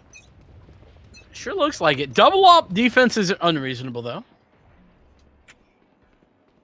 Taco's going to get the opportunity and delivers on that. Can swap over to the rifle. And this will allow the ability to get out that dark cover. So it works out. Yeah, I mean, what's Art doing though? Up close personal and that was very unfortunate. I mean, it's kind of strange. Art pushing up there with the shorty, even though they have a Vandal in hand. Yeah, I don't really understand that, considering the Vandal has, 30 bullets, and it also just needs one shot to kill. Little weird, but nonetheless, Art continuing to be pressured in a missed flick this time. Rare that we've seen Art have one of those. Shadows traveling. Good shots. Less good shots, but Flip will be able to grab one. Ikachu spotted out in the smoke. Very unfortunate, but it's another time that we've seen the bomb get planted, but most of these rounds have been won on defuses, so can they actually hold it this time? I mean, with the man advantage, you would expect to. Last round, the Hunter's Oh. Fury not going to be allowed. Skits activates. That is impressive. Skits delivers a 3K that gives a third round over there to UNM. Okay, I mean, Vincent, do you believe the 9-3 curse? Not a believer. Well, I mean, I would say just watch, but I don't believe in it for this specific case. I don't, but Wow. I've seen it happen Toxic. a lot before. Okay, listen, when I casted the European Challengers, the 9-3 curse was so prevalent, it happened 5 times back to back. That just goes to show how additionally toxic you're being right now. But honestly, You're a believer, but not a believer for this? Wow. I'll find them. hey, I mean, At least the I'm fact that they consistent. Okay.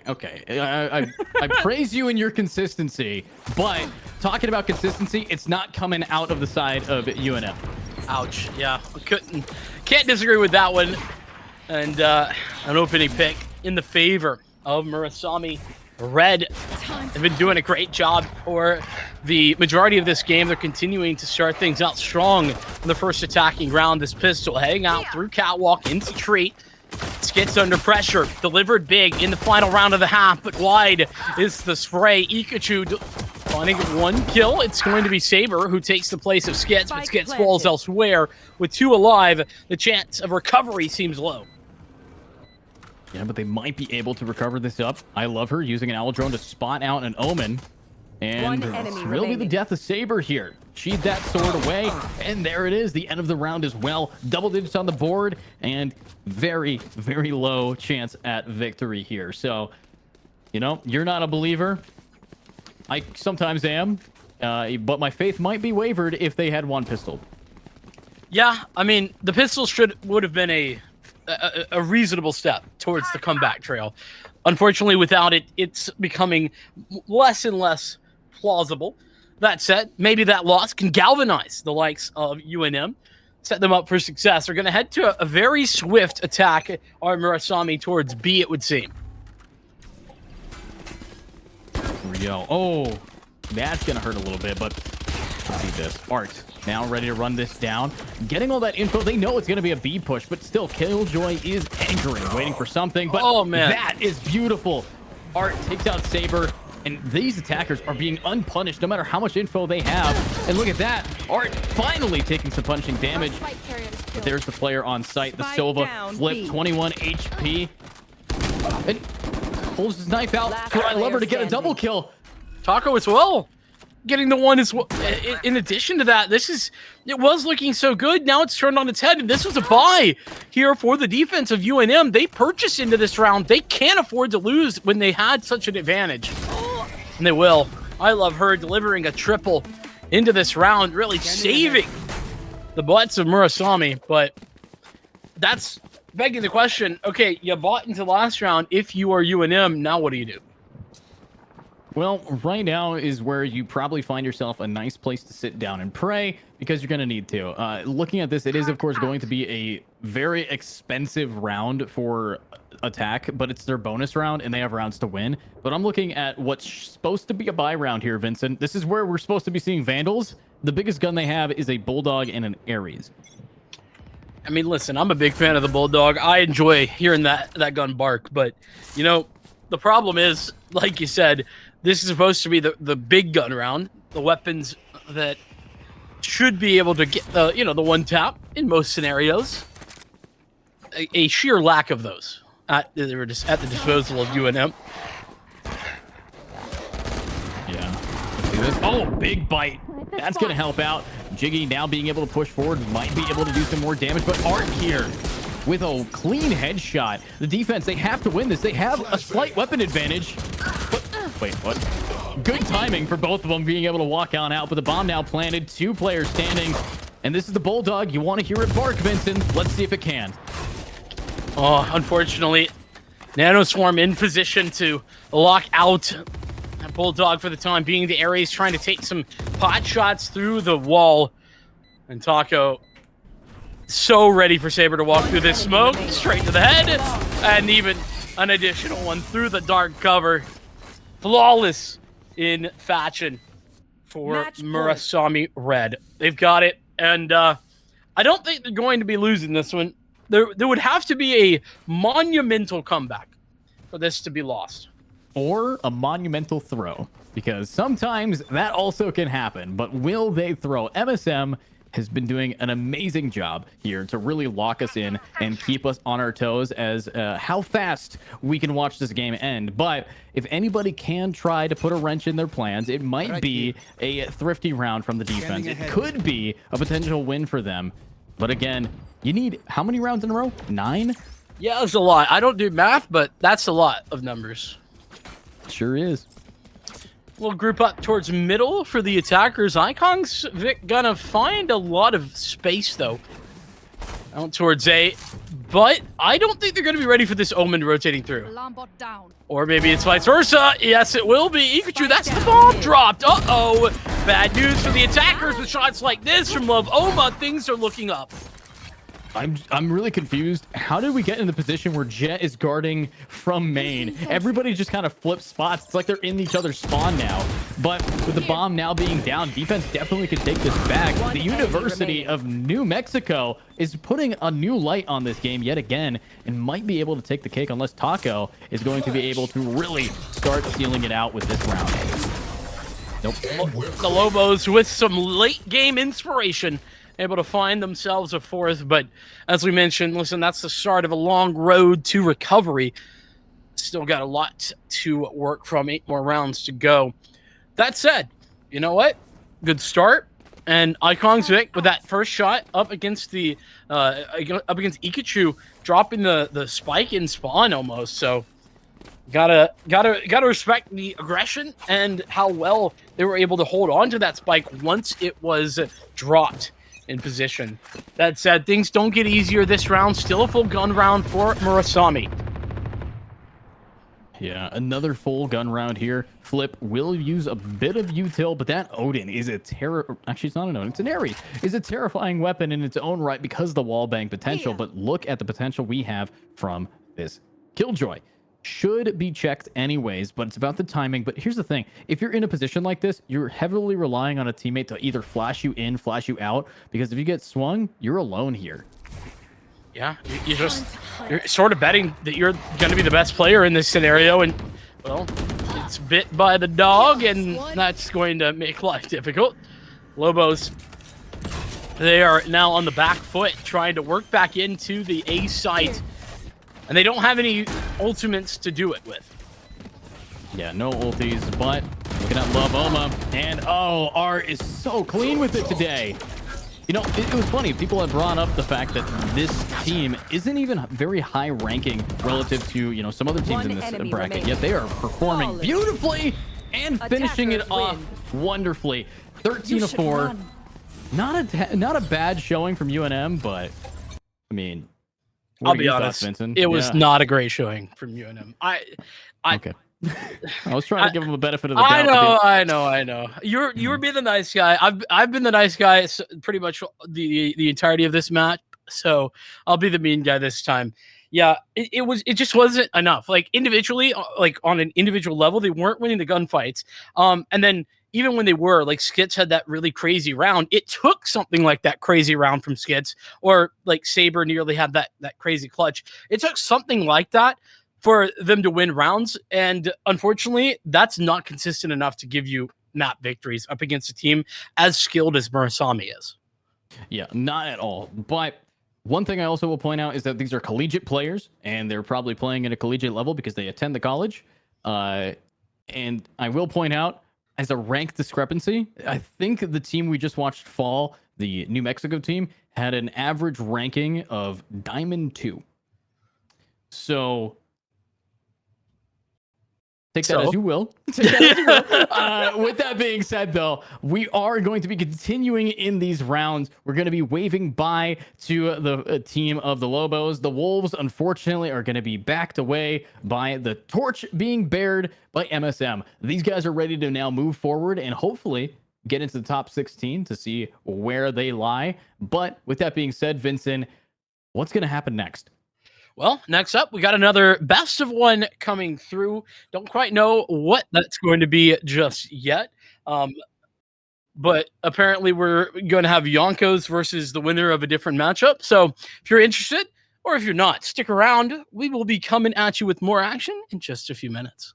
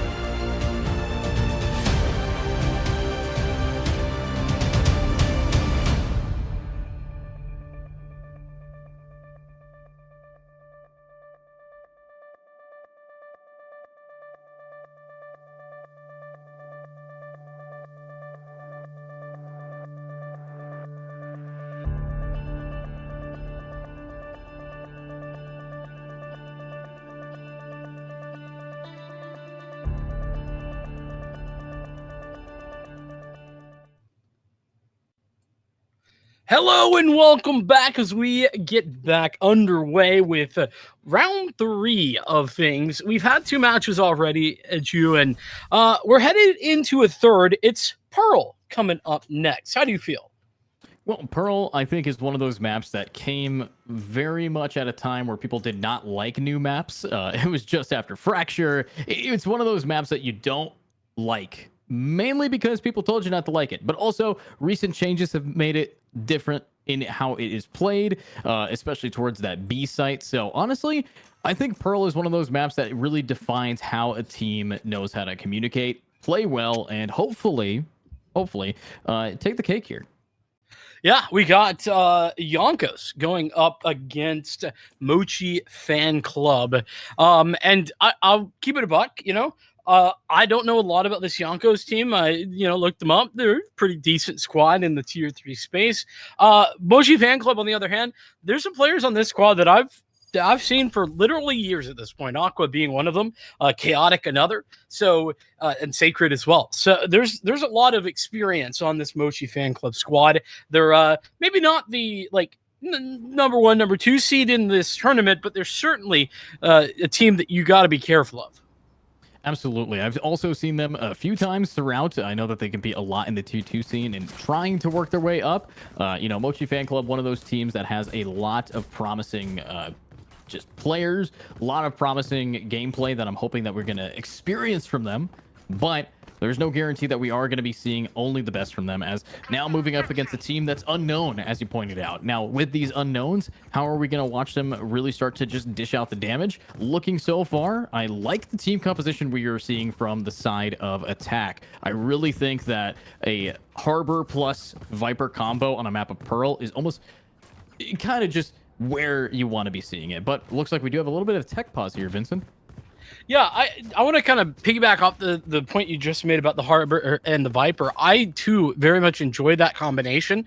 I think that it's really powerful and maybe less powerful, a little less powerful now.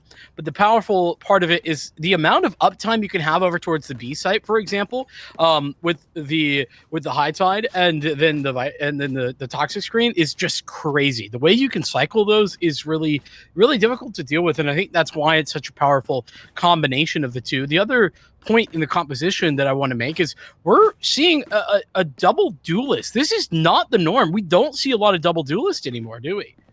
Yeah, no. Ever since double controller has become the real meta, or even triple initiator is more meta than I would argue double duelist. Double duelist, what that tells me is you want a very aggressive start, and hopefully it does work out. But looking at these duelists that they picked, Phoenix and Jet. Phoenix, not the favorite for a lot of people. Phoenix has been considered one of the weakest duelists in Valorant for the past year now. So it's a very strange build that they're bringing us today. So, okay, the statement you made is true. That said, let me do some defending real fast of this pick, because I think Phoenix on this map, specifically Pearl, is actually not bad at all. I think that the way that you can use Phoenix in order to, first of all, the curveballs are really effective in a lot of these close corner engagements. Second, the least expensive ultimate is the run it back, and you can have that up very often. I think that it's a lot better than people give it credit for, specifically here on Pearl. Right. I mean, by all means, Phoenix himself is not a terrible agent. The problem is that there's so many better ones to pick from. Right. So bringing this forward, though, let's see what they can do with that curveball, immediately blinding his own teammate. But the Molly's actually going to get a kill. So good stuff, weighs the pros and the cons. You flash your teammate, you get a kill. It's kind of what Phoenix does.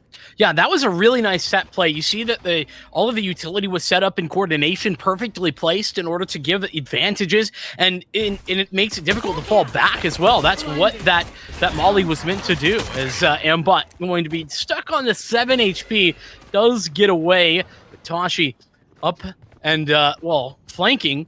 Unfortunately, it's not going to matter. Look at how far away the defenders have run. Wow. Spike I mean, planted. Defense, they are very much in an awkward position to try to retake this, giving some time over. But attack, yes, they're down 2 players, but they have the post plant. They have a lot going for them here.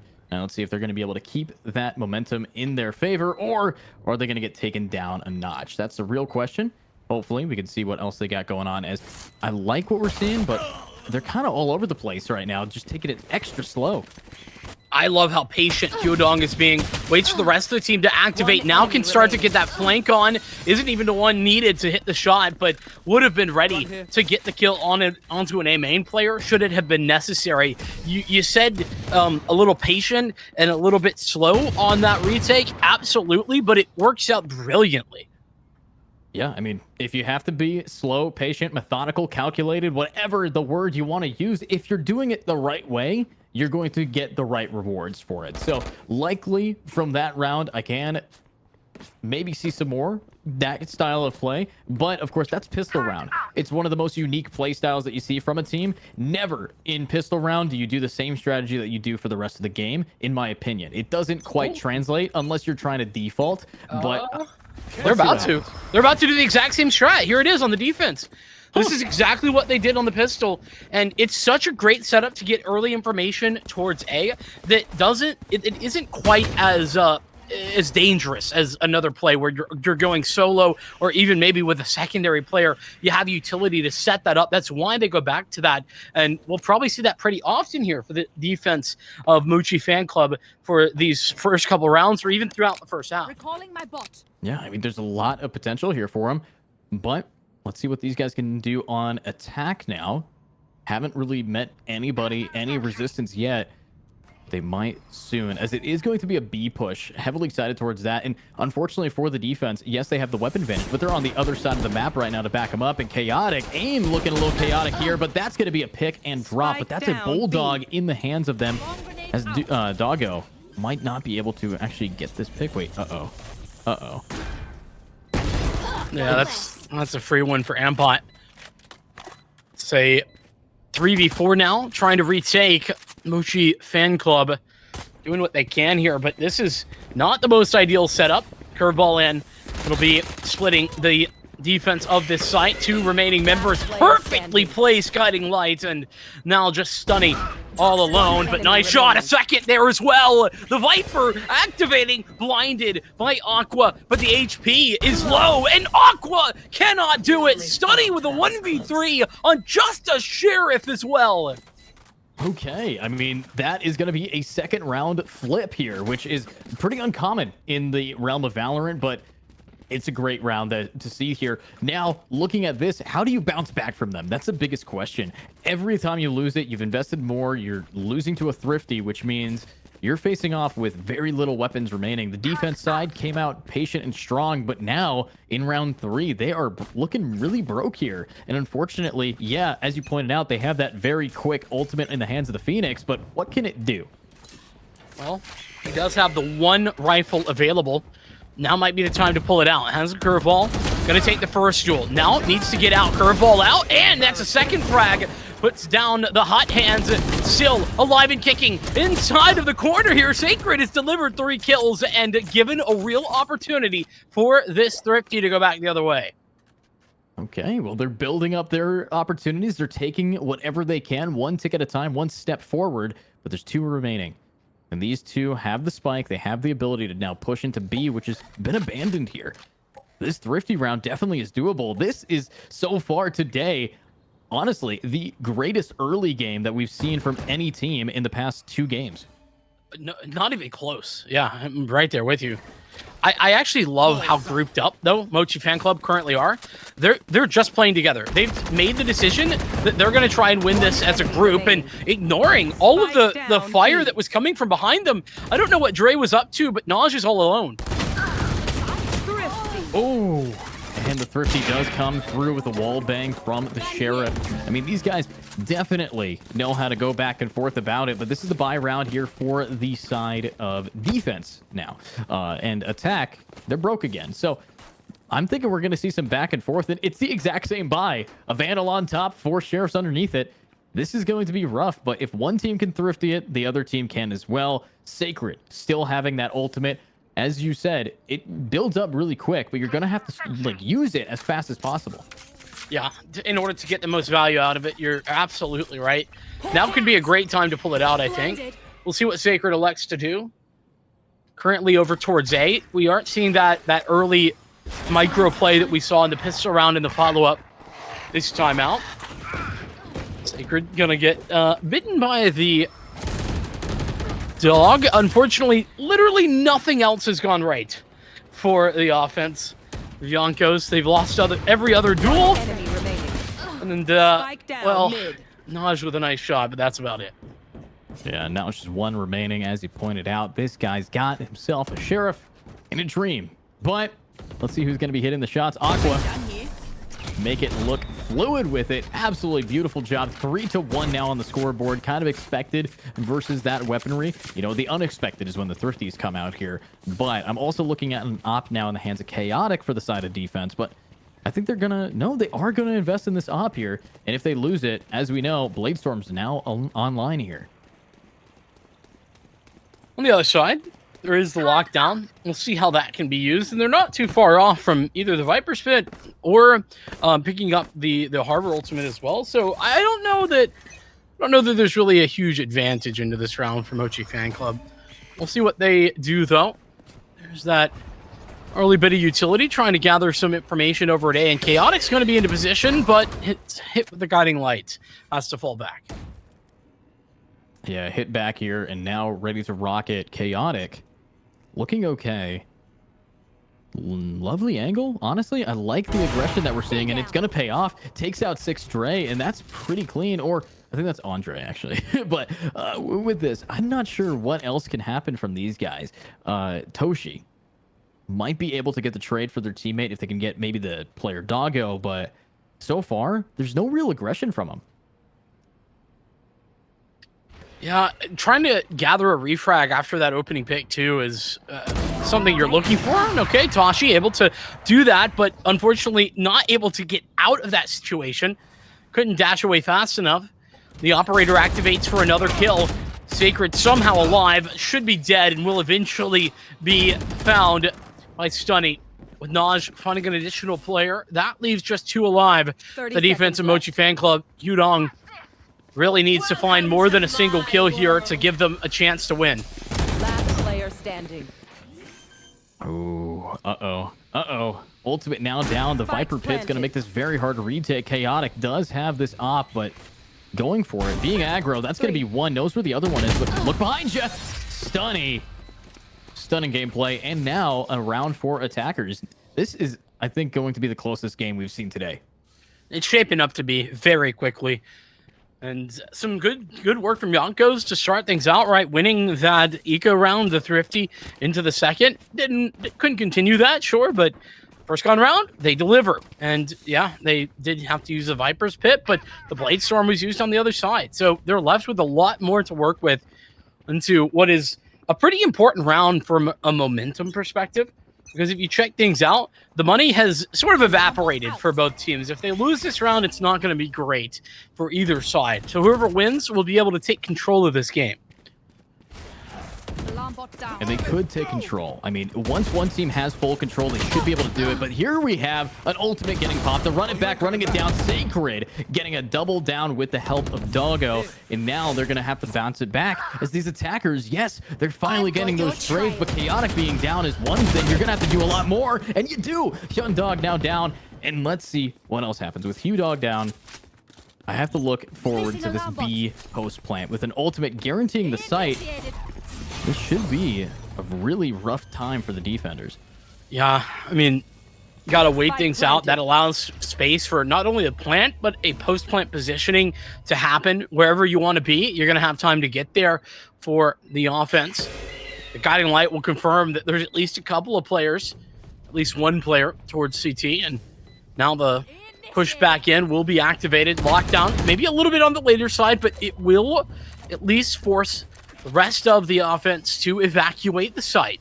All 3 players over at Long looking to play this post plant as quickly as possible. Careful now. All good. That's a bit creative. Last player Putting down the hot hands in order to stay alive, but that won't work against an operator. And Doggo, time ticking, trying to get as many kills as possible. Unable to even get the final frag. Stunny will once again find it. Wow. Stunny finding the final frag, kind of living up to the name of stunning gameplay. But I'm also looking at now 3-3. Both teams have two or three players really popping off with 7 or 8 kills, and then having those players down at the bottom just playing util, really. And I think in this, with how close this is it close because the team compositions are just so unique for either side, or is it just the siding of the map? I don't know if it's either, actually. I feel like we've had some interesting back and forths thus far. Gonna see some more of it here. Bladestorm out. This is that aggressive maneuvering that we've been talking about towards A. Love that gameplay that we've been seeing here, but it does ultimately go 1-for-1 in this engagement and confirms 3 additional players there for the Yonko squad. They've turned tail and run back to B. And they are going to have to turn their tail and tuck and run, but they're running it down now. This is kind of unique here. Doggo with a bulldog living up to his name needs to now see where this little puppy butt can actually get a nice pick, but the bomb is going to get planted in the middle of sight, really, sort of for everything. And I love when you have the opportunity to plant it in not just a specific spot, but somewhere where any angle can hold it. Should be enough to hold on to. The Reckoning going to make life even more difficult if it wasn't already hard enough for the defense. Trying to get back in, having to dip and dodge around the stuns. Trying in the back of the halls there. And Bot taking the initial contact from mid. This is just as quick and easy as you like. Investment of the Reckoning made that even more simple than it would have been otherwise. Yeah, I mean, Reckoning definitely helped them out a bit, but they used 2 ultimates there. They used Dr. Dre's, and they also used Tongshi's. And I know his name isn't Dr. Dre, but it should be with how clinical he's been playing it, 1 in 6. But looking at this now, Chaotic with an op back in their hands, very expensive purchase, down to 50 credits and no head armor, no full armor anyways, against a team that I think might be able to take this back. They have the momentum building up for them. I couldn't agree more, but this is a big gun round. Aqua not able to connect the shots, falls by the wayside, and more pressure being applied, not only in mid, but elsewhere. Seeker's activated for the offense. Doggo will fall back, needs to take this fight, and thought it had a headshot. It looked as if there was, but nonetheless, the high tide activates, and this is a save. Yeah, I was about to say they might be looking to save here, and immediately they turn tail and run to save these weapons. Yeah, they're going to have to try to save whatever they got, especially considering Chaotic has this op, but are they actually going to get found out already? We see a very aggressive player, Naj. Let's see if they're going to be able to get this pick. Now, NOJ might stand for no joke if he can get some picks here. Spots out Sacred. Unfortunately, he is walking right into an Astra Crossfire, and I don't think he's the wiser. No. Free pick there from Qdong. And not a clue for Naj. Concealment. I mean, I think they should still be able to hang on to the majority of these weapons. All obviously depends on the engagement here with the Viper, but Stunny has been quite good. But walking out of this this Nebula isn't exactly the best of situations, and so Stunny's going to give it up. Realize it's not worth their life, not worth it, and so 3-5 the scoreline. The offense right now for Yonkos, putting together quite a few rounds. And not to mention that, but 4 in a row. You talked of momentum. Well, that momentum officially swung and very clearly now on the side of Yonkos, particularly when you look at the buy this round. Mochi Fan Club, they're on the struggle bus. Yeah, they're struggling just a bit here, but looking at what they might be able to bring is the saved weapons that they managed to keep. And now they don't really have too much fundage, but what they should have is enough angles, enough timing, and enough patience that we saw them have pistol round to maybe win this game, especially considering they've won Thrifties like this before. That's right, we have seen it. And this isn't exactly the most unreasonable Thrifty. I mean, they have only 1 player without a rifle, so Aqua's going to activate those Seekers, gets confirmation that 3 players are towards mid right this moment. Of course, Double Door's not fully activated just yet, and Sacred trying to get away. Doggo, that's the Guardian activating. Start things out, and not only a good place for this wall, but also gets the chance to heal back up to 100. I like the dual usage there of the wall. Yeah, and ooh, what a shot though. Sacred now down. There goes your Phoenix. There goes the pick that you might want to see staying standing. But Ambot, what can you do? Honestly, you've already gotten one. Need to get some more defense and attack. Very 30 much seconds respecting each other's space on this map here. If you respect the space, you might be able to just get a very tight end of round here with 20 seconds to go. 3 players here on A, though. First, guiding light doesn't connect. Aqua ready, playing close. Aqua for 3. And that will leave just one man standing, but Aqua says no to Dre. A 4K for Aqua on the sky, doing all the work to pick up that 4th round. Okay, all right. Well, we're seeing some pretty crazy stuff here from the side of Aqua to really pick it back up and put their team back where it needs to be. Now, Aqua going from the middle of the scoreboard all the way up to the top again. But look at that. 8, 8, 8, 8. Lots of players have 8 kills. Even on the other side, Stunny and Naj. So it seems like everybody just wants to have 8 kills right now. Yeah, can we just get a hold on everybody with 8 so we get 10 players with 8 kills? I mean, Ambot only needs one more to join him. Poison's off. I think we need to make this happen. We'll see if everybody else is on the same page as us. We do have a Cosmic Divide ready to go.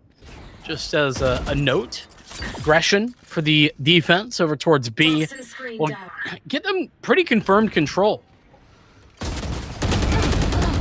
Firm control, but it slips from their hands with Sacred getting a double down. Beautiful job.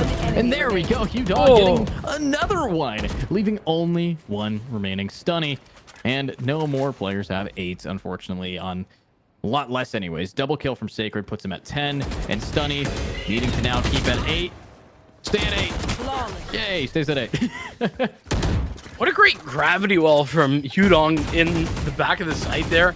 Really timed that well with the swing from the art side of things. So really great stuff. And, well, 5-5, the scoreline now. And the amount of ultimates that are available to the defense for Mochi Fan Club currently has tripled between last round and this. We'll see what they put together. Well, I'm hoping that they're going to put together a bouquet to deliver here, because right now they're putting together whatever mismatched weaponry they can bring. But look at this.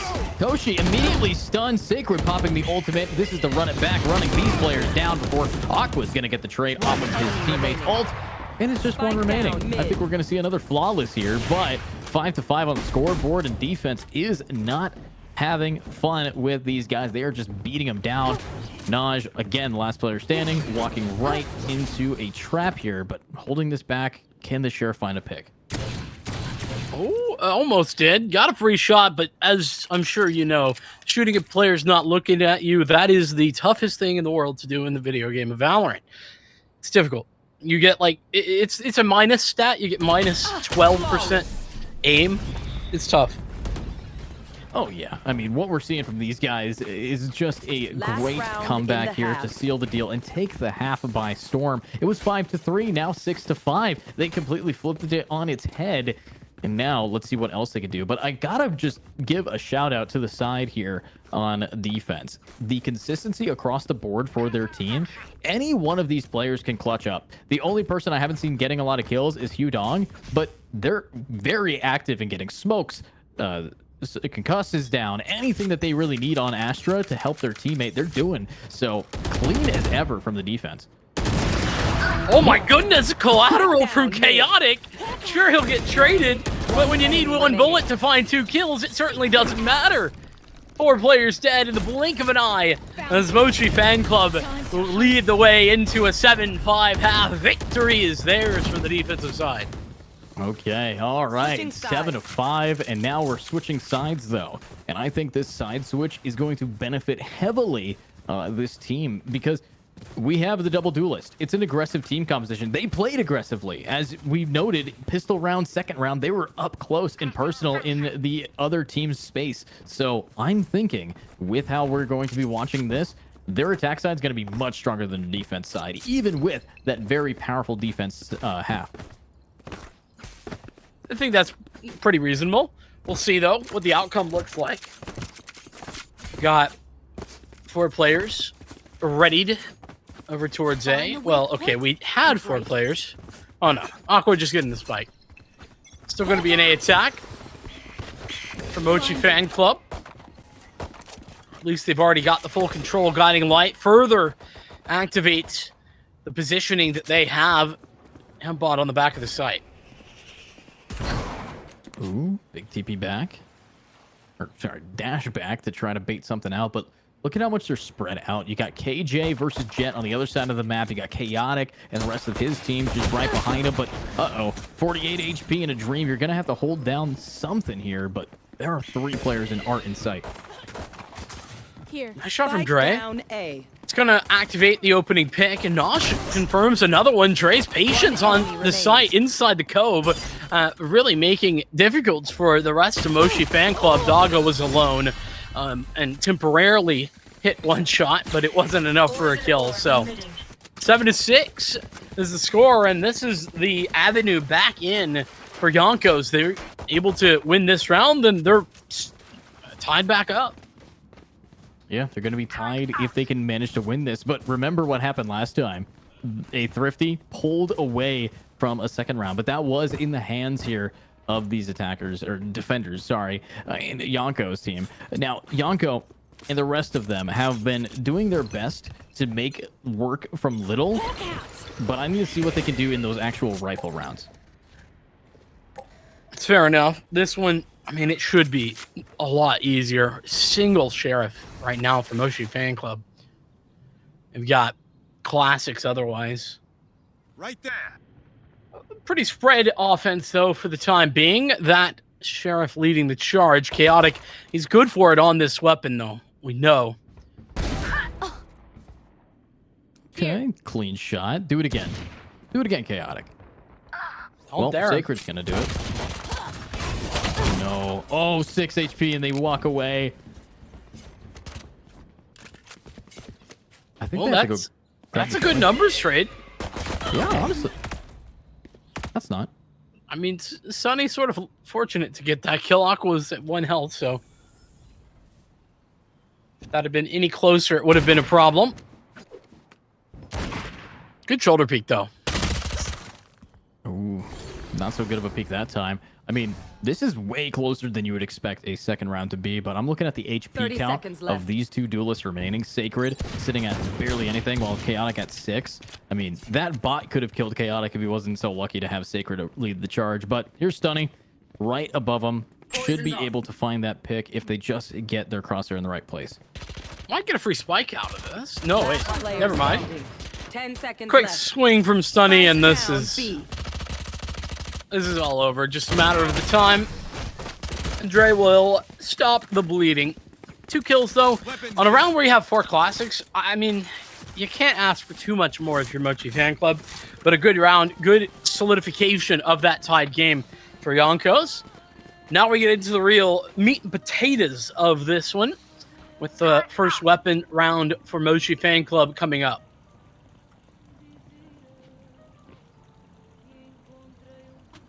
Okay. Now, 7-7. Tied this round up. Have ultimates again. You pointed out, Phoenix doing a better job than I had anticipated. I will give you the credit there, Vincent. This Phoenix in the hands of Sacred, definitely bringing it on. But even with this ultimate available, they've lost the last 2 rounds. This is their buy, and it has to be of importance here to get these picks down. We see Sacred popping 1. We see Doggo popping Toshi. And now we see a free B site.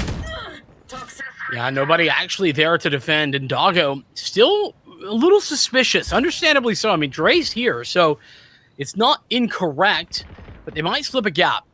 Mbot's in the same position, spike down, and this retake coming back through. Now Dre has to turn around with Mbot gone. The retake has suddenly lost at least 1 limb of this attack. Dre just gonna persevere, continue pushing forward, though Aqua delivers 2 frags. This shuts it down in pretty quick fashion.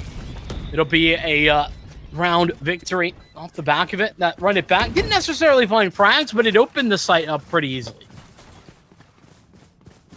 Yeah, it did open this up. Now, without the frags, without these players being able to bounce between each other, I'm also looking at now this being round 4. I don't know if you've heard this before, Vincent. I don't know if you believe me when I say Round 4 is the round that Valorant actually begins, in my opinion, because that's the round where, on average, with the normal curve, rifle versus rifle, some ultimates on the board. It's where the most Valorant gets played. The most Valorant. I understood. I haven't heard that, but I'm on board. I'm in the same boat. I don't rule out a team unless they don't do well on round 4, if you know. Well, that's an unfortunate amount of damage Chaotic just took there. Is going to... They are going to give up this positioning, our Yonkos. Turrets destroyed. Oh, and Doggo... I mean, he's playing very grimy. That is rat behavior, but you know what? It works great. Yeah, I mean, if you got to play like a rat, sometimes you get the cheese. If you can go through the maze, you might be able to win it. And Stunny getting a clean shot down, that's the kind of gameplay you need to be watching. But the defense, they're all in the CT area. But what do they have against this bomb plant? Looks like we do have one up in heaven. Sacred looking for something. And Stunny, Jesus, okay. Just threw Very that unique. nebula. I mean, yeah, but I gotta ask, that was a unique plant spot. Just heard the audio cue, I guess. I don't know. Stunny will be taken out by Hudong, but still relatively even. In fact, an advantage now for the defense coming back in.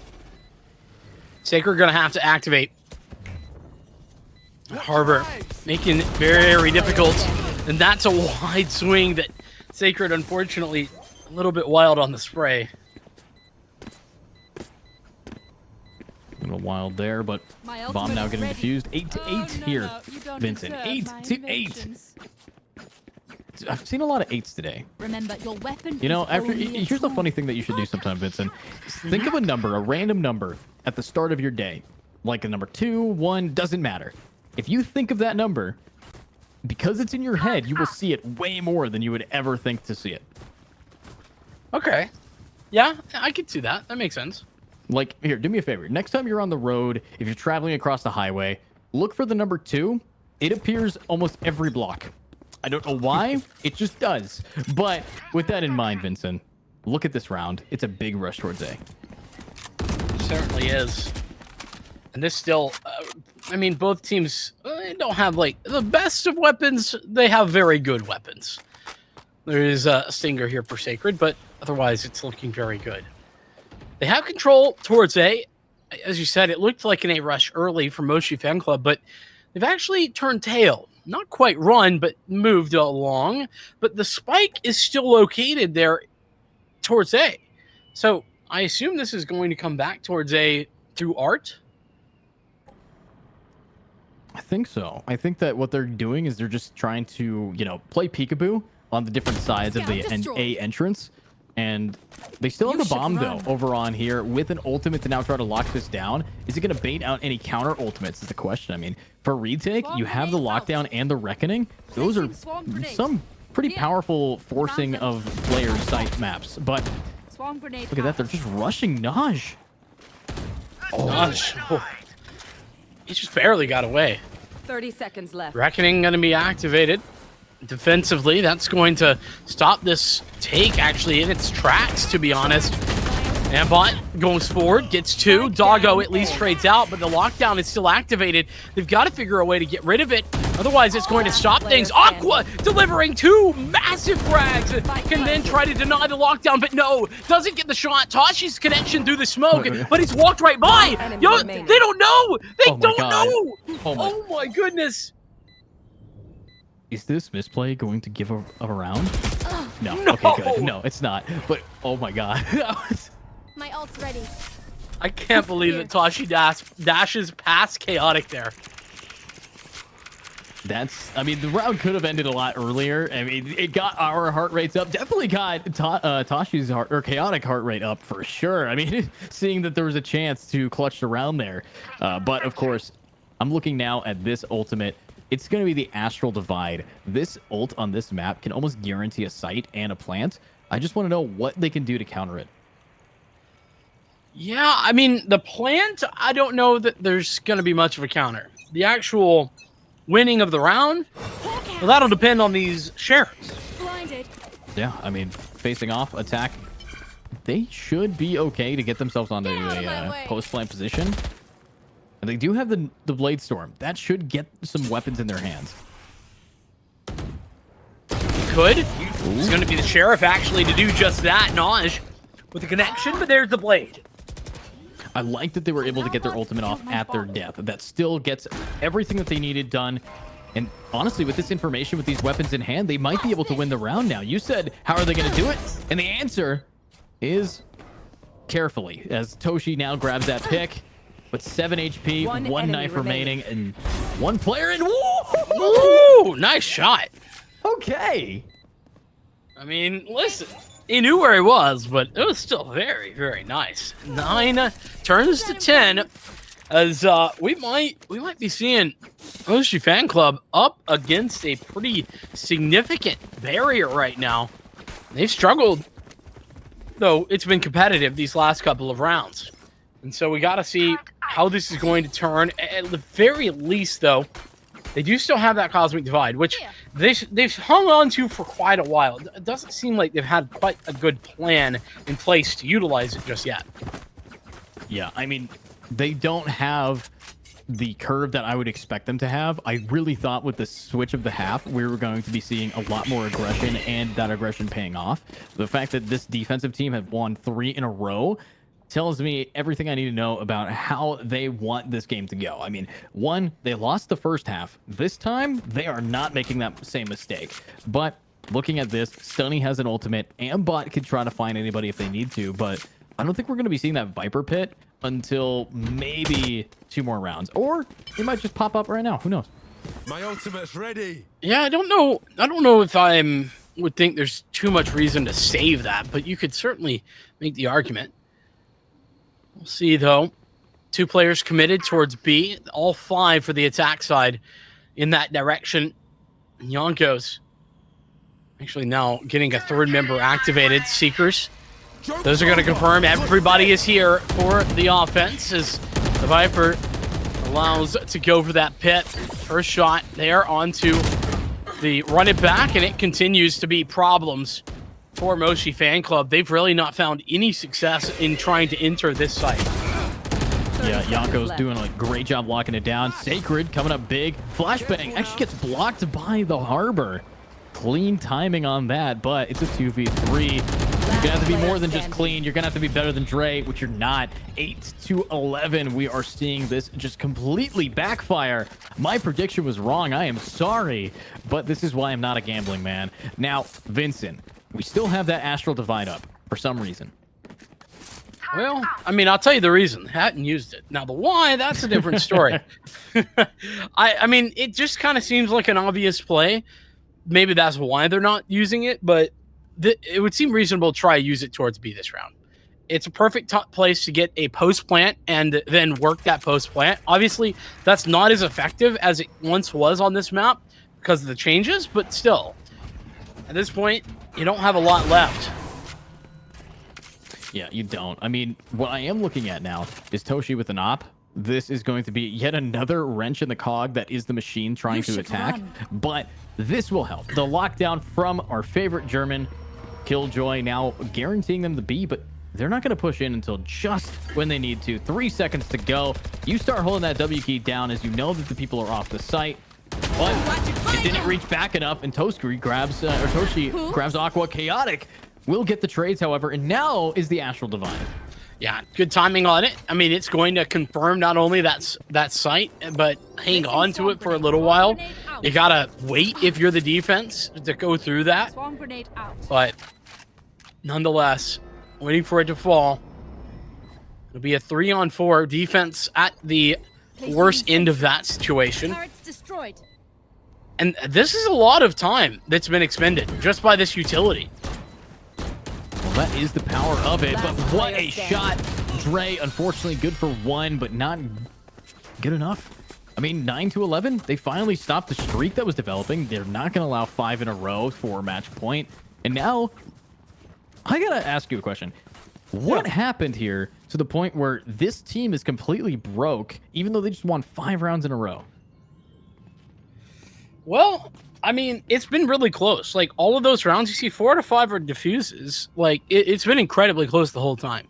That's the reason why. And honestly, it kind of goes to show that this could be going either direction. The fact that right now Yonkos are in the lead, good, props to them. I'm not taking anything away from that, but it could have easily been the other way. Terminated. Well, that's going to go in the way of attack right now, taking out Toshi. Now, we still have Naj here with a sheriff in hand and needs to try to connect their shots after their teammate had fallen. But, oh, they're just being relentless. They're being so aggressive. Dre returns the fire, grabs Chaotic. Unfortunately, Naj tries to re-hit and gets hit himself. This is not looking too rough and stuff. Aqua falls him. But 2v4. You're dead.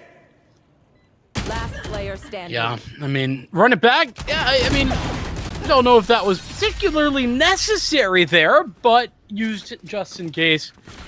And it will be a 10th round. Double digits now for Mochi Fan Club, as they will be heading into this coming round with plenty of weaponry, but the same true for Yonkos. They are going to have a chance to hit 12 first. And with how close this game is, it does feel like just hitting 12 isn't a guarantee at victory like it normally would be, but it gives a massive advantage to whoever gets there first. Yeah, I mean, big advantage here now. Double digits on both sides. And ultimates available. Aqua sitting on there. Dre and Toshi have been sitting on the Blade Storm and the Reckoning for quite some time. Toshi, unfortunately, was not able to use it as instantly killed last time. And again, first person to go down, but this time getting first blood, not giving first blood. And this is Jet versus Jet, so it didn't really change much outside of, I think, really slows down this round. No Blade Storm to be had, though, so there is that to consider. I like to slow down the patience being shown right now for Mochi Fan Club. They are setting up the B split, and Sunny feels that that's coming, has an idea of it, and is going to check things out, ensure that nothing is coming through mid at this moment. But I've got your honestly, on an island is Sunny. Seekers activate. And that's going to be coming out from mid. There is the confirmation. Sunny has to fall back all the way through into spawn as well. The site of B overtaken by Mochi Fan Club. There we go. Bomb now getting planted as well. We've seen a lot of bombs get defused. Can we see it again? Hugh Dong, another ultimate. This time much faster than the previous, but there's the Reckoning to now try to help with the retake. Sacred sitting in halls. Will not fall. What a shot! Naj! So unfortunate. Sacred is here for it. Gets another before falling. That's a triple kill, and this is a 2v2. Still very winnable, though. Gonna be the cascade out. Cove set up. Gotta remove all of those barriers. Fuse not continuing, but Dre delivering. Doggo, though, too fast on the trigger finger. Will get the 1v2 clutch. Will attain some very nice stuff. As I say that, actually, no. Did they get the defuse off? That must have been what happened. Yeah, they got the defuse at the last second. So, unfortunately, even with that clutch, match point advantage does go to defense. Feels bad. Doggo played that so well. Yeah, absolutely. But even if Doggo manages to play well that time, it's all about playing together as a team. And they've done a great job to try to put in that pressure. But I'm looking at look at how consistent this team is across the board. 14 and 13. The only digits on the kills. They are neck and neck for teammate synergy. Well, it looks like they're not giving it up, though, for right now. Mochi Fan Club still looking to deliver the Blade Storm for Toshi. Might allow this. And Naj has sent back Sacred. So despite not losing an additional member because of the run it back, they still have the advantage. Toshi is playing this very actively. A bit scary how close range this is. But notice how they've entirely cut sound, forcing Toshi to make a play for information. Wow. I mean, very well read there. But now it's a 2v4, and it is winnable by defense. This Guardian in hand should be able to get a nice, clean one-tap if they swing it. But no, aims a little bit too high. Sacred getting the shot down, leaving only the Viper, who is still at B. It's a little interesting. Just a bit. I mean, I guess they had to have a B player, and Stunny was already further up. But by the way, I wanted to talk about this. Gives me an opportunity about Sacred in that previous round. I know they didn't win the round, so it sort of doesn't matter. But can we talk about how good Sacred played that from backhaul? Like, just the timing on that hot hands to deny the Reckoning any sort of usage, and then of course that frag through the smoke. Like, oh my goodness, Sacred just about won that round individually. But and then they didn't because the bomb was defused. But, I mean, yes, you're right, but it doesn't take away the impressiveness of the way Sacred played that. I just wanted to give props. Yeah, honestly, beautiful job. So great props for them. And, you know, giving these players the props, I also want to give a lot of shout outs to the players who are winning the game currently. Stunny, yes, was just able to save it, but 11 assists on Viper. It's a great util usage. Utility is what this round has come down to, what this game has really been able to pick up. You're seeing no player on either side misplay or mishandle the kit that they start off with. They locked in the agents, and they really showed how to bring that to the table here. I mean, if you're talking about the setup with the utility, I think you also have to talk about Aqua, right? 14 assists right now. I mean, yeah, an initiator, you expect a lot of assists as a Sky player, but you know, doing a great job in the same boat, I think, as Stunny. So, yeah, couldn't agree with you more. Timeout into the final round of regulation. This makes a lot of sense. Take your time, right? If you, especially if you're Yonkos, who now have one more opportunity to win this game without overtime. Yeah, there's a chance at either without overtime or we're going into overtime. It's a best of one, so for the team currently losing right now, you're going to want to get it into OT as soon as humanly possible. And hopefully they are going to be able to do it with the Blade Storm at the helm here. That's a weapon that should be utilized to their advantage. And looking at weapons that have to be used, I'm looking at a broke team on defense. That save, yeah, kept one rifle, but no one else can afford anything bigger than a Guardian, a Sheriff, and a Stinger. It's not only that, but a Blade Storm to contend with for the offensive side. Tushi had some early positioning to gather information towards mid, but it's fallen back as soon as they heard the Blade Storm activate. So a very passive approach to this round for Moshi Fan Club. They are just trying to ensure that nobody who gets aggressive is going to get that for free, that they're going to be punished for that. Now, approaching the 1 minute mark, group back up towards the B side, it would seem, and that'll be where they head.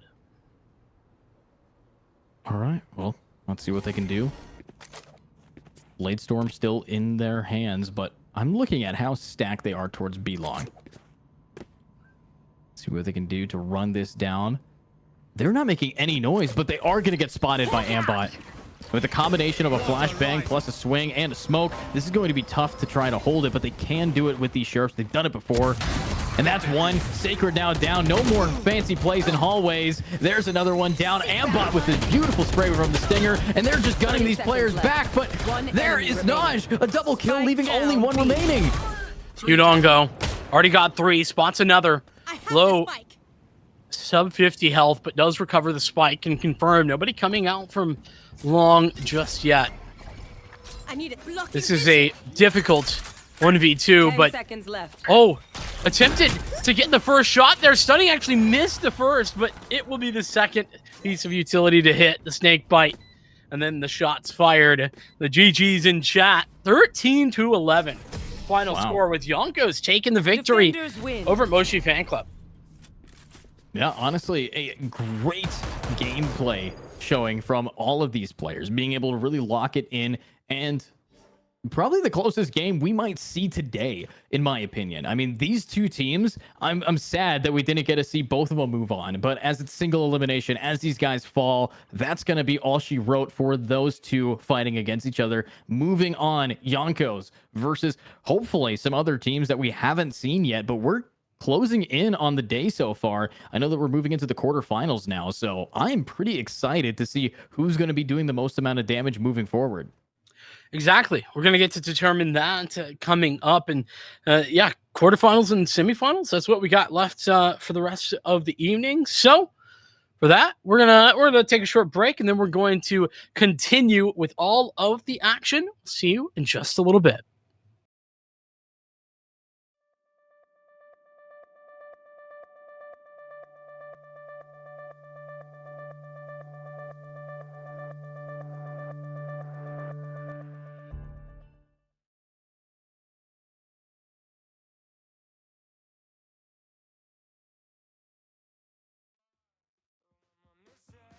to bring me back down. I've just been hanging at home anyway, stuck in the mud. I should get away from you, baby. Wait, it's too late.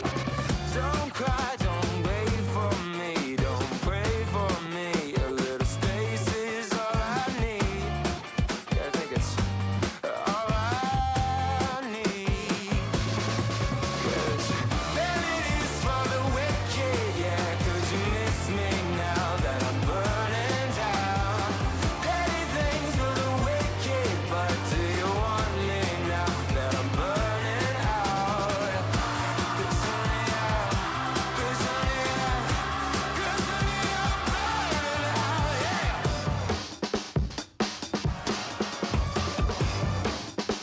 Give me a blue morning, maybe an ember afternoon. Effortless optimism, I think you might left too soon. 'Cause I won't cry, I won't wait for you, my baby blue. Maybe space is what we need. Yeah, I think it's what we need. 'Cause I just wanna sing. Vanity's for the wicked, yeah. Could you miss me now that I'm burning down? Petty things for the wicked, but do you want me now that I'm burning out? 'Cause honey, I'm burning out, yeah.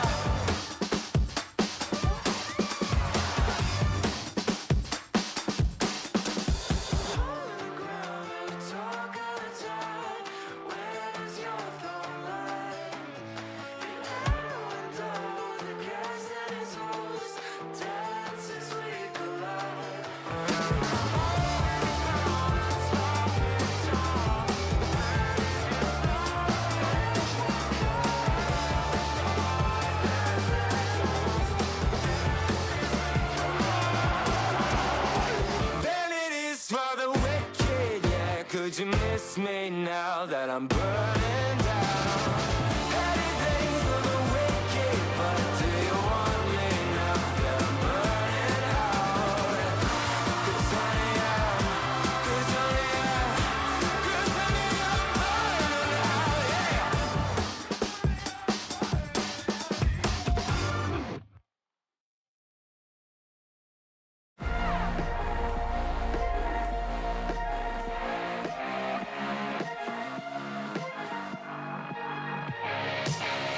Glasses on, my hoodie's right.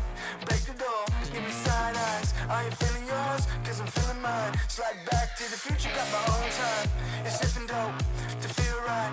Got my own high, don't need no lies. Sneaky bitches never ever act with so nice. Alright.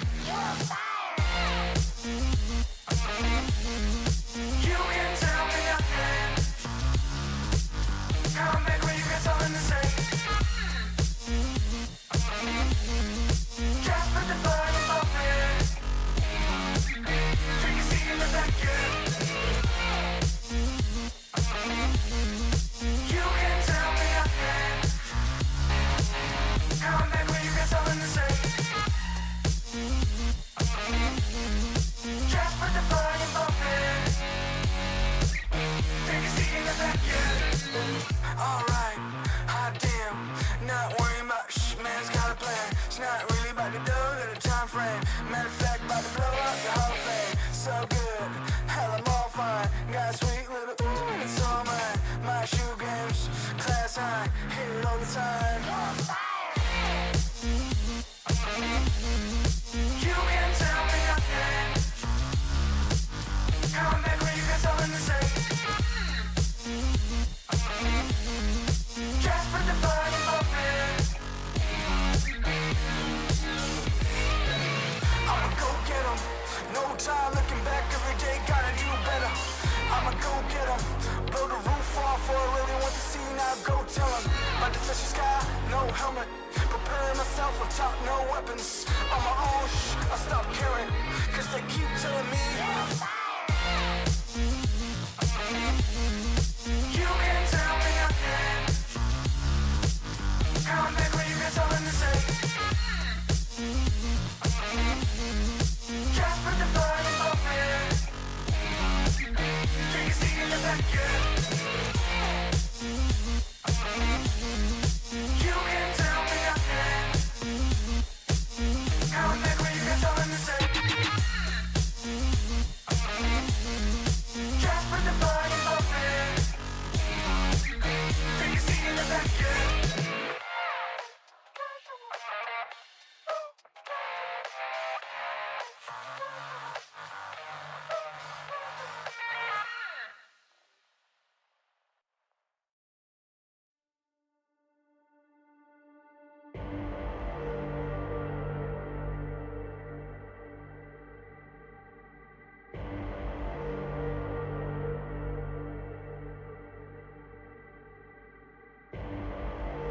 Rising out the ashes, coming from the ether. All I hear is static. Breathe a little deeper. Fallen, broken, a million light years away from home. My eyes opened, and now I've come to claim life. Never let it go. These wings carry me. Live this fantasy. Running through the fire, fire. Gonna let it burn. I am the Messiah. Gonna let it burn. Running through the fire, fire. Gonna let it burn. I am the Messiah. Gonna let it burn. Gonna let it burn. Gonna let it burn. Gonna let it burn. Gonna let it burn. Found me in the darkness. Now they see me shining. Calling me a goddess. Thunder and the lightning. I'm falling, I'm faster. Making my way back, I'm close to home. I'm fighting harder because I've come to claim my throne. Never let it go. These wings carry me. Live this fantasy. Burning through the fire, fire. Gonna let it burn. I am the Messiah. Gonna let it burn. I'm running through the fire. Gonna let it burn.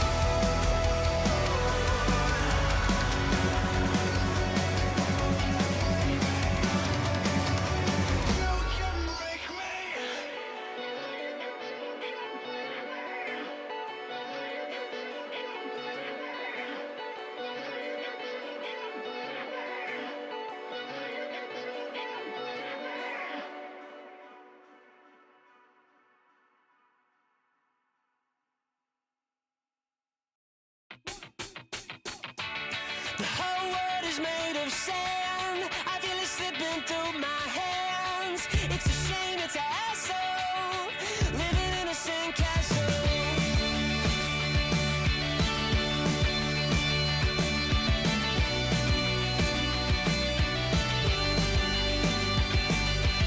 I did it right, screwed everything. It is quarterfinal time here at the Imperium Elite Series. We're getting all the way down to the business here, Edu, and I got to be honest, I'm excited for this one. We got Instinct going up against Rose, though we are back on Ascent, so my excitement is dampened only slightly. Yeah, I mean, Ascent being that map that not everybody likes, but everybody has to play if you're an esports competitor, because everyone has to play this map because a lot of teams believe that it is the most balanced or, for some reason, fun. But with that being said, looking at these team picks here, Vincent, I'm looking at the most default-esque stuff that you can really expect. Yeah, I'm gonna be honest. There's really nothing to talk about here. This is the composition for Ascent, and they're both playing it, assuming that CJ actually locks it in on the Sova. That being said, there's a lot of players that you'll have probably heard of here on both squads, actually. So this is a relatively interesting matchup in that we have probably seen a lot from, like, you and I have probably seen a lot from a lot of these players. Yeah, I mean, we've seen these guys all over the T2 scene, spreading themselves out. Rose is a team that a lot of people are actually hyped about in the behind the scenes here over at ICE. So, I'm kind of can't wait to see what these guys, now that they're a full team, can do against a team of Instinct. But looking at all of the picks, it's going to be a mirrored matchup. We already know what's going to happen there. It's about who is on each character, not about which character is being picked. I'm looking at Paint here. Paint, I remember casting a few times, and that guy knows how to paint a wall red, if you know what I'm saying. And you look over on the other side, Mummy G on Killjoy. Pretty much a match made in heaven for this team. Yeah, I'm actually a pretty big fan of Mummy. I've caught a bunch of games with him in it, and it's always a lot of fun to watch. But to be honest with you, the entirety of this Instinct team are players that I've seen a bunch of, so I have high expectations. But as to who will be the victor, honestly couldn't tell you. Don't have a clue. My biases are probably towards Instinct for the reasons I just talked about. But in general, I think all 10 players in the server have what it takes to be semifinalists, which is what we're playing for. Yeah, and you get to the semifinals, instead of a best of one slog that you're going to have to just, fight and fall, we're here with two teams that I think have a great chance at moving into the semis, but only one team is going to be able to walk away from this Ascent map. Here. So looking at that, I'm thinking, after we get into the semis, teams are going to be able to take a deep breath and actually start playing slow and taking a lot more, mechanical motions, in my opinion. Being able to be okay with losing a round, taking it slow, maybe even, going for a full best of 3 here. Anything's possible. That it is. The best of ones, though, are going to continue here, at least for the quarters. And so we head into this one with the attack side of Instinct. Looking towards A on the pistol round.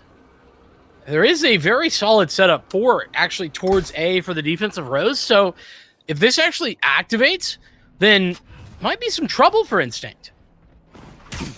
Could be, but here we go. They're activating and holding it down. CJ starting it off with a shock dart and a ghost kill. And oh my god, the defense, they are raining heaven down above. And now we're just going to follow Draystar as he is walking away from where his team has dropped the bomb. It's pistol round though, so you can't move far. You're going to have to come back soon with 50 seconds on the clock. They're running it down, and Tree is going to be where one player gets planted. But you wanted to say hype around Instinct. Rose, I mean, that was a thorn bush that they walked into. Such domination. You're absolutely right. It's really impressive. And the first opening engagement there was just shock dart immediately, along with the damage from the coast, just so perfectly placed from that Sova. I mean, we're seeing a massive opening round, and then nobody else could win a fight either. So, I mean, great setup. Part of that is having 4 players at the site that they go to as well. But regardless, whatever necessitated that call, it clearly was right. Yeah, it's going to be pretty interesting here to now see how this team is going to be able to pick it up, as it is a full save. 0 kills on the board, not even a glimmer of an assist there. So let's see what else can happen now that we're looking at Rose with weapons versus just classics in the hands of Instinct. And bye-bye, Mommy G. Let's see what else can happen against CJ, Shock Dart, and surprisingly, lots of damage to the Sova. Yeah, that kind of looked like it should have been a little bit more. That's going to be perfect. CJ with 3 Shock Dart kills in the opening 2 rounds. We love to see that. The orb got tapped or was being taken, and that gave all the info that CJ needed. Oh my god. I mean, CJ, that is actually the 3rd Shock Dart kill in 2 rounds. Turret out. Because they got 1 pistol and then they got a double. So if you want to be afraid of somebody, it's a Sova on Ascent. And if you want to be afraid of a certain Sova, it's CJ. I mean, insanely powerful with their util usage, but they're facing off against rifles now. However, Paint going with the bonus round op. Oh, and had a real good opportunity to actually convert that into a kill. Unfortunately, was still moving a little bit, I think is what happened there. Also, just a little bit off to the right-hand side. So, tough outcome, but stays alive, and that's the key. Will be a rotation back over towards mid for the op. No, actually went back towards A. That would be coming around to where Sworn's location is right this moment, but there's still a lot of space that's been given over by the defense right now. No main control on either A or B, and they've given up mid as well. So this is certainly a good position to work from if Instinct are going to win this round. Yeah, a great position to work from, but it's going to be from here and up.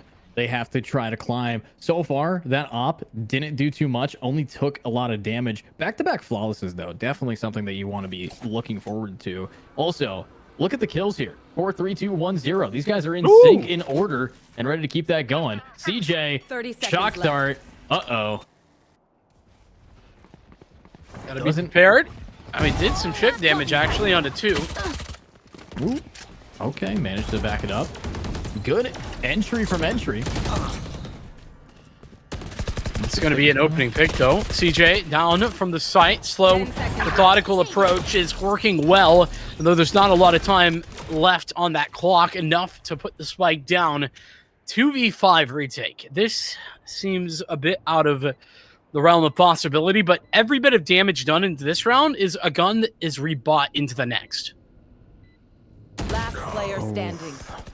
Curie not able to get that pick. Unfortunately, entry here really just sealing it up on this Jet. Talking about a Jet, though, let's talk about Paint. Currently at 33 HP, still from that first initial fight, now having to save the op, which makes sense. I mean, there's no point in trying to go for this. It's a bonus round anyways. Their team will be able to buy up with you, and with this save with 800, they should still be able to afford full utility here. So I can't wait to see what happens in round 4, as I believe, as we know, it's where the game actually starts. It is, though. This round, well played from Instinct. 5 staying alive makes it so that nobody has to rebuy. That keeps their economy starting to build pretty quickly as well. And a loss into this round where, as you said, things really start to get difficult, wouldn't immediately push them down and into a save. As unfortunately, it looks like we're going to have a quick tech pause here, a little hiccup, whatever the problem is. Sure, it'll get figured out swiftly. But a good start here for Rose. Like I said, my expectations, definitely a little less known for me about Rose, but they've already set up what is a really strong showing. Absolutely. They are showing up strong and hopefully staying there. I mean, Rose, in my opinion, is who I might be rooting for. I know you said that you were Team Instinct, but this ain't Pokemon Go here. We are seeing these guys really just lock it down. But, of course, with a little bit of a tech pause, I gotta wonder, is this a tech pause or a tactical pause? What is the issue here that these guys are going to be able to serve? Because this round, I believe, is the most important round at the start of a game.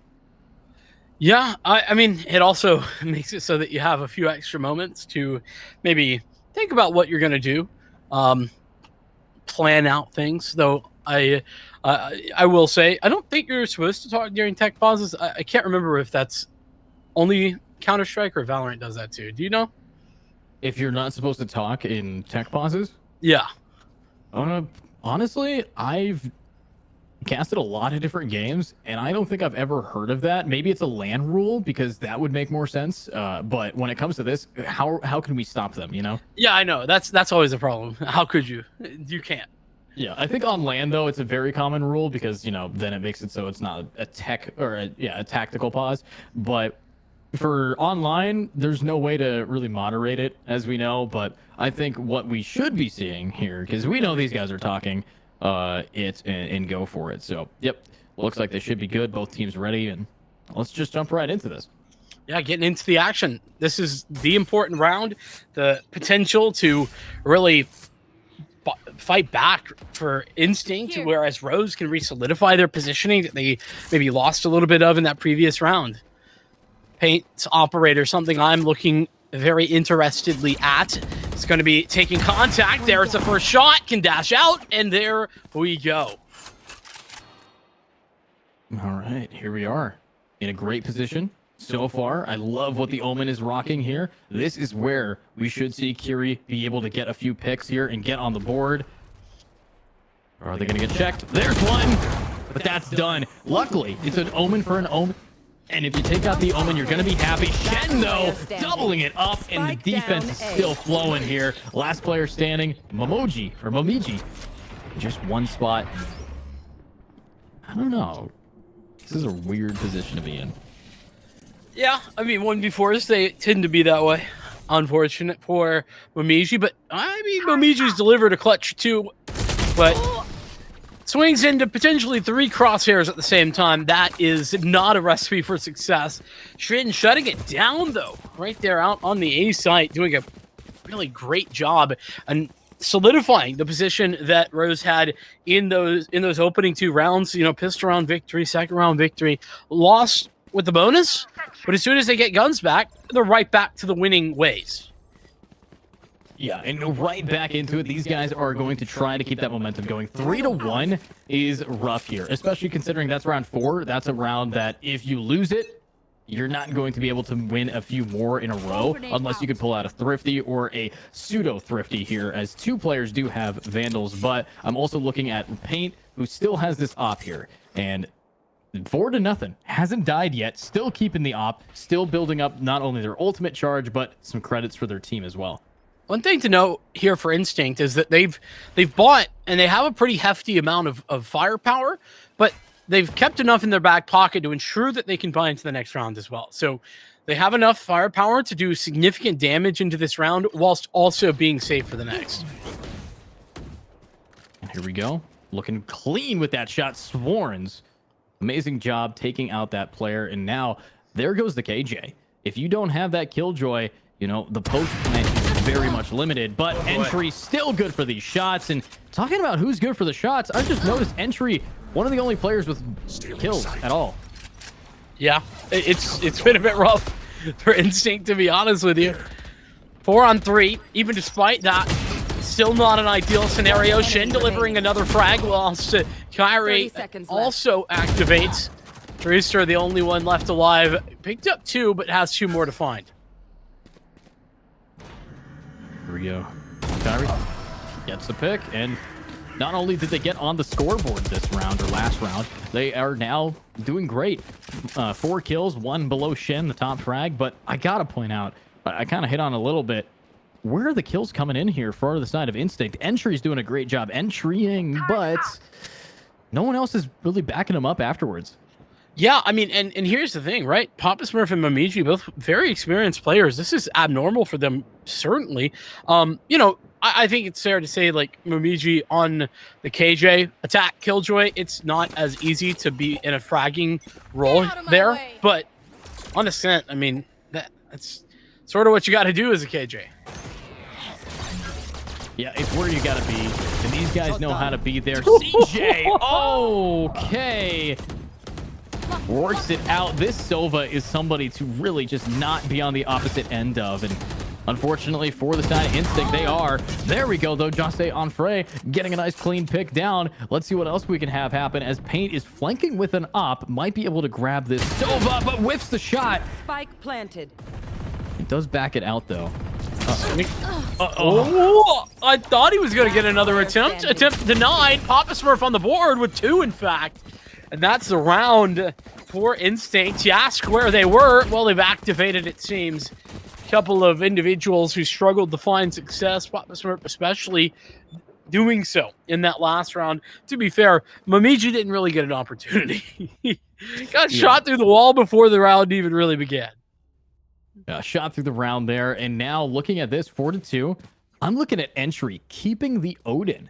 You know, usually if you are gonna have an Odin on the ground, it might not be the best offensive tool. So they actually are going to give it to Momiji, who should be able to use that to get a clean post-plant position here, or just start spraying through the paper-thin walls of Ascent. Yeah, I mean, Momiji's also defaulting towards B, has been for pretty much this entire game. So it makes sense if there was an opposing Odin, that this would make sense. A little bit of a no command being activated from the offense. You're gonna spam through our Rose. The smoke, though, offering enough protection to keep everybody alive for the time being, but nobody actually towards main. This is a very difficult spot to hold on to, I feel like, with 4 players on the site. Oh, well, make it less players on the site now for the retake. This is looking good, but what a nade. I mean, yes, Entry just got a double kill, but util damage. It seems to be one of the consistencies of this defense team. And consistency was not seen here with that sheriff shot. Let's see what Kyrie can do. No point in saving. Swinging an Odin while it's spraying. Yeah, not the best decision, but also, what else were you gonna do? 3-4. Yeah. I mean, yeah. Not bad. Yeah, honestly, but ultimates. We're 1 away from all 5 being available for defense. 1 point away. Instinct has 3, but yeah, the full stack of 5 it's tough. Yeah, I mean, a lot of these ultimates get countered by other ultimates. For example, Bladestorm, KO nullify. I mean, KO will nullify everything, but it's also the lockdown counters and lockdown as well. So, not just that, Hunter Fury. And that is, I mean, yeah. And CJ with his Hunter Fury? Oh, it's going to be tough. It could be a whole bunch of ultimates here in a minute, depending on how things go. But Entry, once again, seems to like this position, defaults towards mid pretty often, and has gained some space in this area once again. Gets the dark cover placed in position to further take that space. Ooh, here we go. Shen knows that there are people pushing in mid, so taking a little bit of a passive angle, or actually more of a defensive angle here.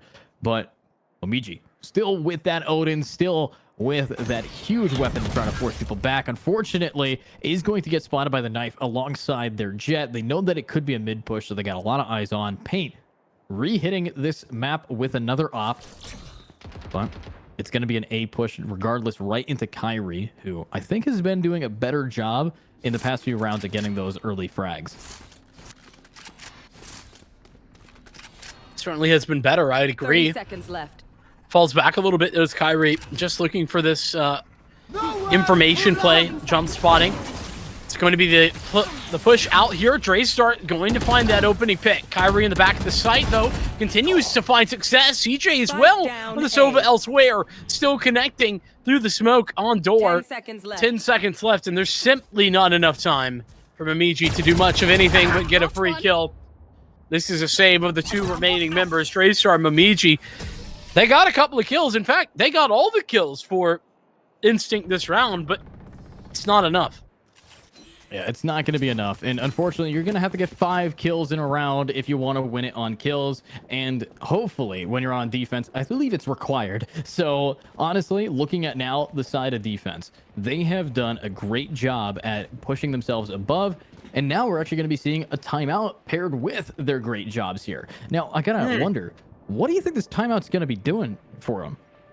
Yeah, I'm a little bit interested. I don't know what the right word would be. I'm just, or maybe a bit confused right? Rose, they've just put together a great round. They didn't really make any mistakes, and I don't know what needs to be discussed, but clearly they've noticed something, and that's why they're taking this time out. So with a bunch of ultimates ready to go as well, it could just be planning something early round in order to make usage of these ultimates. I mean, you can get creative with something like From the Shadows, for example, and try and get something done early in a round. Yeah, I mean, early in the round, these guys know what they want to do, but looking at other things that I need to see from them, the attack. They have very limited resources to try to take a site, in my opinion. Not in weapons, but in utility. I think that they're going to need to start relying on these ultimates. That lockdown better be used in the next few rounds here, because you're not going to have any more. This round is the final round you have to put it down and still have enough time to get another one. Fair enough. We'll see how things go with whether that timeout's going to be effective enough. Interesting spot for that dark cover. And it's going to be information gathered from the shadows, but that's on the offensive side rather than the defense. Lockdown still in position to be utilized. We'll see. There's 3 of these ultimates on the other side on the Rose squad, and they've already used the first in that null command. Ooh, big ultimate there. This is CJ's ulti. This is someone who loves to do the damage and will do it onto entry, but there is Jose on Froy getting another one down. Papa Smurf gets 2. CJ, though, from above, mows him through, and there is also an attacking KJ using an ultimate, but CJ, there's no way. He's gonna get away with it. He's gonna get away. Too late, Draster. You can't do it. That is absurd. They thought that the lockdown would be enough. It was not sufficient. 6-3 the scoreline. And this just continues to get worse and worse for Instinct. They cannot find any success, it seems. No success. But with CJ doing that, all of those ultimate, they're out of ultis. They used so many. They used everything they had to get that site, and it was robbed because CJ decided herder hold 4. So it's like, You know? Okay. I mean, it's gonna look rough. It worked. But it's a best of 1. It's a cent. And as me and you both agree, the faster we're out of this map, the happier we are. I'm very happy about that as well. Pate connects the shot. Nicely done. Hasn't had all that many opportunities for the early round picks these last couple of rounds, but when given it, takes it. Here we go. Papa Smurf. Ready to push forward. Blinds 1. But will that be able to actually be affected on? It looks like no, but they still are managing to push right onto the site. And Draster is going to grab 1, but this is Sworn's, the sworn enemy of anybody on the point, and there's only 1 remaining. Still stuck here in Gen. 2 bullets for Sworns, but he only needs 1. remaining. That's it. Cell 1v2. A. What can Momiji do? Placing alarm bot. This is best chance for Michi to activate, but Swords just says no. Oh my goodness, Swords, what a round. Playing around the double box there on site and just making life miserable for the attackers. You thought that you could just get that one player off the site. No, not gonna happen. Not when it's Swords. Yeah, not Sworns, not now, not ever. And now we still have 1 ultimate remaining in the second to last round here, and it's yet another lockdown. They haven't used it yet on defense because, wait, no, they haven't used it at all. They haven't needed to. But Sworns with that 4K is just keeping their team afloat here. But now, yeah. Surely they've used it once because he didn't have it last round. Tear it down. No, I'm pretty sure he still had it. Okay. That's crazy. Who needs to use ultimates if you can just shoot them? I mean, speaking of shooting him, Paint nearly lost his life through that wall. Injury was awful close to connecting those shots through the back of mid. Position gained, at least. They've fallen back to B. All right. Here we go. Ooh. Shock dart. Ah, CJ shock darts. might just be all that she wrote. With no more shock darts for this round, let's see what CJ can do with an Ares in hand. That's a God of War. Let's see what they can do to really just lock this in. Blind now, forcing these players back. Paint grabs a Momiji. Entry still on the site, but taking a lot more damage than dishing out. Never mind. Ooh. Made me eat my words and made Paint eat a bullet. 30 seconds left. But the blades, they're denied. Sworns activating for 2 more, and Shen finds the final member of the site. It's an 8th round here for Rose. They have just consistently been stopping anything that Instinct puts on display. That looked good for Instinct. The initial activation towards the site was great. Unfortunately for them, they just got hit with a great paranoia that really started the end for them. Yeah, and now we're in another timeout. I don't know why, but for some reason, this game loves its timeouts. I think this is the most timeouts we've seen today in one game. One being a technical, one being a defense, and one being on attack. I think we saw 3 in the game prior. Right, but it's only first half here, Vincent. That's a good point. It is quite early. But to be fair, if this timeout isn't very effective, Instinct, it might be early, but there might not be much time left. 9-3 is a pretty darn good half for a set, especially. Yeah, let's see it though. I think they know what they need to do to lock this back. I'm liking what we're seeing position-wise here from attack. So far, they've been able to really just take an early lead in a round, and then it's the post plant that's been where they just get mowed down. You know, case in point, when CJ stuck it. Case in point, the past 2 rounds, they get onto site, but they don't even have a chance to plant the bomb. So they're getting the site, but they're not getting it for long. And that's their strong suit. They can get themselves on the point thanks to entry, but outside of that, that's where they struggle. Let's see if the struggles continue. Entry leading the way as per the usual scenario. The dark cover blocking out the side, but the nicely placed recon bolt will give CJ a chance to find entry through smoke. At least the rest of the team will now join Instinct on the site, but look at all these retakers. Tree unable to be found. Paint continuing to find success. Momiji with 2. Nice spray, but it's just Momiji to get some kills. Graystar alone. Oh, Shen finishing it off and finishing the half 9-3. The little bit of BM to shoot the body. That's always a great thing to see there, but even teabagging and everything will not be it for the game. We got a few more rounds. Hey, they talked to me in between games. They said that they wanted to bring some BMing, and I said, and I quote, it'd be a bad idea, but oh my God, we're seeing another tech pause. I just, listen, that's not teabagging. That's what we call tactical crouching. Okay, sorry. Maybe if you're British, it's teabagging. Maybe. That's possible. Seems reasonable. But anyway, we are. Is this tech? Are we in a tech? Yeah. Oh Well, boy, feels bad. I think we were just waiting. I was confused because the freeze time timer. 10, yeah. To start. Yeah. Okay. There we go. Coach talking during tech.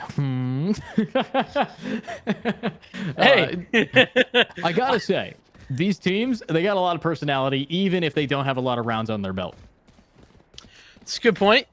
I mean, I mentioned the amount of experience that a lot of these players for Instinct have. Doesn't matter how far down they are. You got the feeling that they've been there before, and they'll be able to potentially have the wherewithal to bring it back. Though right now Rose is playing so well that I don't know that I'm in that same camp. Right? As a player, you have to be thinking that, right? Otherwise, you've already lost. But from an outsider looking in, it feels like Rose have yet to do anything wrong. They really haven't had any struggles whatsoever, and it's really been up to Instinct to determine whether or not they'll even have a chance to win a game. Yeah, I mean, that's definitely true. These guys are really just locking them in. You know, I asked you before, do you believe in a 9-3? You said no, but that was against a team that hadn't had a close-ish round scheme. And let me ask you, Mr. Team Instinct, do you think a 9-3 is going to happen this time?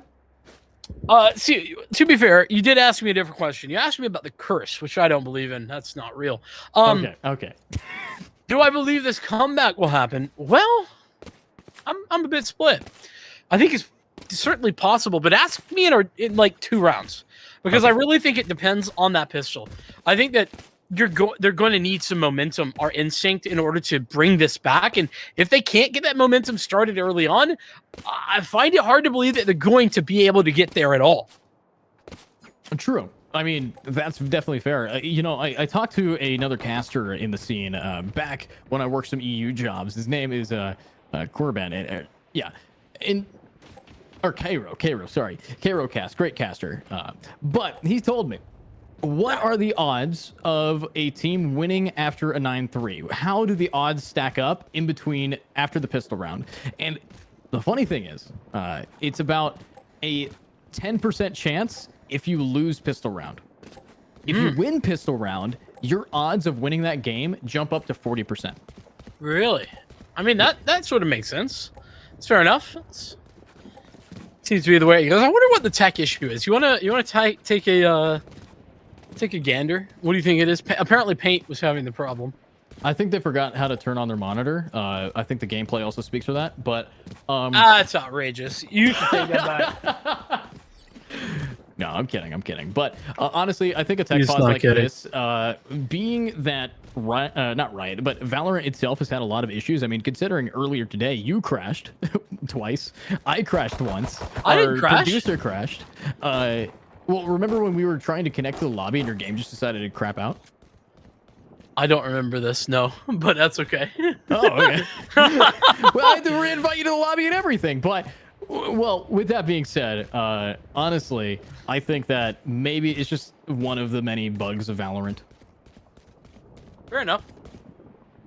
I always like to go for the mouse issue. Like, mouse just disconnected, slammed the mouse too hard, that kind of thing. Is that reasonable? No, probably not. But I enjoy imagining that. Yeah. I mean, fair point. Fair point. Turn monitor on, though. That's also good advice, I can commend you for the advice. Hey, some people forget. I've seen it happen. Remember game 1 today? What was that scoreline? Oh, man. That one, I seem to recall that being a 13-0, actually. Yeah, I mean, I think it's easier to get 13-0'd without a monitor on. Just saying. I think statistically that has to be true.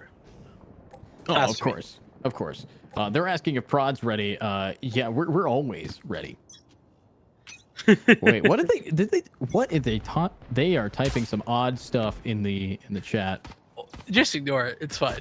Oh yeah, we will not bring attention to that. We're bringing attention to the headshot coming out from Omiji, taking out Paint and doing it again. Entry at lucky number 13. Ready now to do some more. There's Onfroy getting one, but the Rose team, unfortunately, is going to be plucked and scoured, but they forgot the bomb.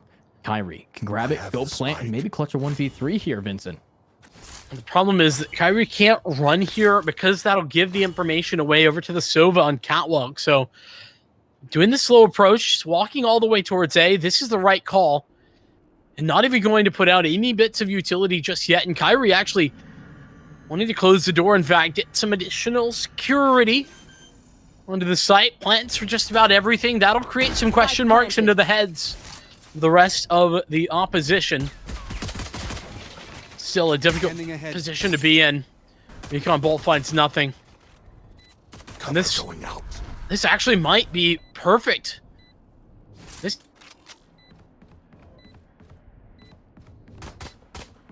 another dark cover will be there. Okay. There's one. Kyrie goes for the reload. Blinds, gets both of them, but the smoke is in their way. I mean, uh-oh. Let's see what they can do. Kyrie now pushing right up close and personal. Will fall. But that's pistol round 1 here by the defenders. So statistically, they have bumped up their odds of taking this game back dramatically. Yeah, I said, talk to me in a round, and now I think that I'm right there with you.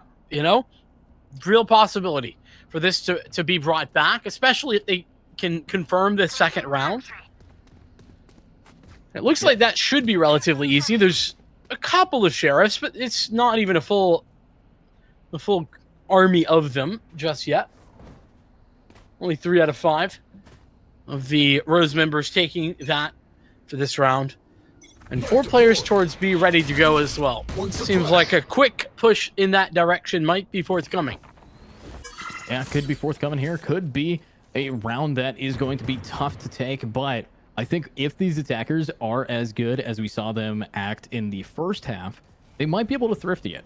If that happens, they get Drayster's gun, which is a Phantom, or Entry, who has a Vandal. I mean, these are very expensive guns to pick up, but I understand when you're down this many rounds, you need whatever round you can guarantee, or whatever rounds you can guarantee. Yeah, gotta take what you can get, that's for sure. Uh-oh. Could have gotten a little scary there with the flash drive out. The fragment to follow will allow some separation between the defense and the offense. Still no commitment, though. Rose finding themselves up against a pretty tough opposition will head back the other way, back to B, but it's no easier here on the B side. Yeah, it's not going to be any easier. The rotates are definitely going to be coming out soon. Sooner than later anyways, left. But let's see what they can do. Standing ahead. Oh, Dracar. What a nice piece of util. Spots out everybody with a recon dart like that. They should be able to get their entire team to rotate. They have the info. It's 14 seconds on the clock, but they're blind as a bat, and Rose Swarms is swarming their life away. Remaining. But there's Entry. Double killing down. You have to plant the bomb. And there's no time. Yeah, time's over. Last player standing. Ooh, nice shot from Kyrie, but it won't matter. That's a lot of damage, though. A round where, I mean, I said 3 sheriffs invested. That was the entirety of the investment from a weapon perspective into this last round for Rose, and they get all but 1 player down. That's incredibly scary for Instinct, and that certainly doesn't propose a lot of confidence coming into this gun round, does it? No. You're going to need that confidence, but what I am going to see is how much damage that dealt and a judge, which I believe you said earlier on that it's one of your favorite guns to see in this game. So, oh. What? Okay. He just ran through his... Oh my god.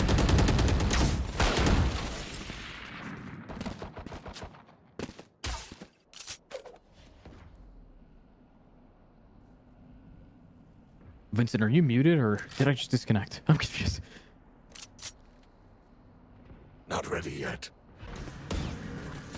I think I lost Vincent. Tree has DC. Okay. Can I be heard? Bitch, is he a robot for you too? Okay, I'm back. Yeah, Vincent, I'm back. you just teleported into Optimus Prime's voice box. What just happened there? I don't know. My internet might have died for a second. Okay. My bad. It's all good. Tell me what happened. I missed it. Revealing area. Well, people died. People pushed mid. Disappointment happened and ensued, and then you became a robot, and then it was really awkwardly silent for a second. Outside of that, normal Valorant. Gotcha. Yeah, I experienced some interesting views of the game. And then it looked like everyone had lagged out. One down. Oof. Where's my favorite gun? Oh, okay then. Papa Smurf. You know what's funny is I've also been having internet issues. So when you disconnect, I thought maybe I disconnected. So I'm like, maybe I don't want to cut him off in case I'm the one who disconnected. So it was just awkward silence for a little bit. And then I'm like, wait a second. That's not my internet at that point. The best part of that is I could still hear everyone just fine, and it appeared like everything was working other than the game. Okay. So I was equally confused. Our confusion has thankfully ended as we head into this next gun round where things are going to get interesting. I mean, this is really key, I think, for the Instinct comeback challenge and trail. Judge time. Turret's destroyed. And here we go. Pushing now forward. Mid. Oh, One clean enemy shot remaining. from the sidelines. It's going to be Jose on Froy. Now, Shen, in a pretty not so great position here in a 1v4. Wait, Shen is 10-10-10 KDA. I just want to point that out before he got shot in the head. But it rhymed, and it was really unique. But let me ask you, Vincent. Yeah. Now that you've seen this, do you believe the 9-3? Yeah, I mean, I certainly think that this is very, very plausible to come back from. Obviously, nothing's a guarantee, but we're already seeing a bit of a timeout being called here by Rose in the attempt to figure out, okay, how do we approach this next round? What do we do? How do we figure it out? And though, you know, that one round wasn't so successful for Instinct, they also barely had any guns. So when they got their guns back in their hands, then we're all good. Yeah, and also, thinking of all good stuff, another timeout. I'm not sure how many we have, but a lot of timeouts. This is the fourth one, plus 2 technical timeouts. So we're on our 6th timeout. So a lot of hiccups in this Ascent game before our best of 3 in the semis. So this quarterfinals is really just rearing for time management, I guess. Yeah, you know what? For me, this round, or that last round, so important to win for Instinct because it absolutely makes this comeback possible, right? A loss there would have reset the economy, would have made things very difficult, and it also would have given 11, right? Given 11 rounds over. So if that happens, things kind of all fall apart. Now, there's a chance to start to build an economy, start to get into a position where one round loss won't instantly break you, and so therefore you have more opportunities to bring it back. So as that timeout has ended, mid-control was the attempt, and it's sort of fallen apart pretty fast. Oh my god. Okay, well, that just happened. Shock dart landing right on the money as these players are now in an awkward position. A bomb in a decent spot to get picked up. If they can grab that, they can run all the way to A. If they can run all the way to A, they should be able to maybe do something. Or they've completely ignored middle and have rotated A early, expecting it. They've read the read. But let's see how easy of a reading level they have. Is it Magic Treehouse or is it Game of Thrones? Let's find out if they have a Game of Thrones if they don't win this 9-3. That's a throwback. I was a Magic Treehouse enjoyer back in the elementary school days. I had the whole book set. I used I to did- read one, I did like not. one in an hour. I love it. Here, listen, I'll buy you them. All right. Yes, please. That would be amazing. Yeah, but not the hardcover ones, like the special edition ones. Those were too expensive for me. That's fair. That's very reasonable. Let's see how reasonable this attack towards A is going to be. You asked, okay, how good was the read? Darn great. Seems that there is no throwing going on just yet. One enemy remaining. Oh, right in the leg. Sworn headshotting it up. 10 seconds But left. Rose, they need this player to clutch it up. Okay, you can't do that. That's just mean. Nice Team Ace, everybody getting involved there with the 7th round on the board. But check out the number of ultimates ready to go here for Rose. They've got a plethora of options. Really, just about anything that they want, they can do. They can use that lockdown in order to gain entry to the site. They wanted to use the null command. They can do the same. They can hold the null command or the lockdown rather in order to wait until you get the site. Like, there's just a lot of options here. I'll be interested to see what they go for. I would hope that they have had a plan and they have a plan in place for this round, considering that they had taken that timeout just a moment ago. Yeah, I mean, this timeout, it kind of leads into where their fears are. If I see a team calling a timeout, they're concerned about the next few rounds. Easily concerned. Papa Smurf, though, setting up a one-way and being able to bail just in time. Unfortunately, the one-way won't be efficient enough at actually getting any kills. It did slow him down a little bit, but look at this ultimate. It's actually going to be connecting to try to force these players onto site. The Hunter's Fury will lock it down, but A site is where the bomb will get planted. And this looks pretty clean. Papa Smurf, though, grabs paint. From the shadows in order to gather some information as well. 5-on-3, trying to get back into this round is going to be difficult when you have nobody left alive. Kyrie alone. Oh, 2 shots. Those are very nice. Low HP, though. There's a lot of spam being applied through those walls and through towards heaven. So a nice attempt, ultimately falling by the wayside. And this is. Hey, Mitch, did we lose Vincent again? Okay, we lost Vincent again. Vincent, if you can hear me, how many fingers am I holding up? You see, no answer is the wrong answer. But as we wait for Vincent's internet to teleport back into the right side of his house, we're going to see what happens here. Now 10-8. This has been a little rough around the edges here. 4 ultimates to go on the board for defense. Well, attack, they need something. If they just win 1, they can maybe turn this game around. But they honestly might lose to a 9-3.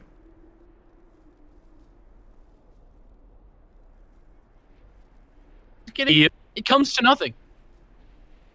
I have no idea. I don't know. Here. Okay, so Vincent just managed to appear out of the void for half a second. Vincent, are you still there? Vincent. Can I be heard? Hello? Okay, you're good? Okay. Okay, welcome back. I have no idea what's going on.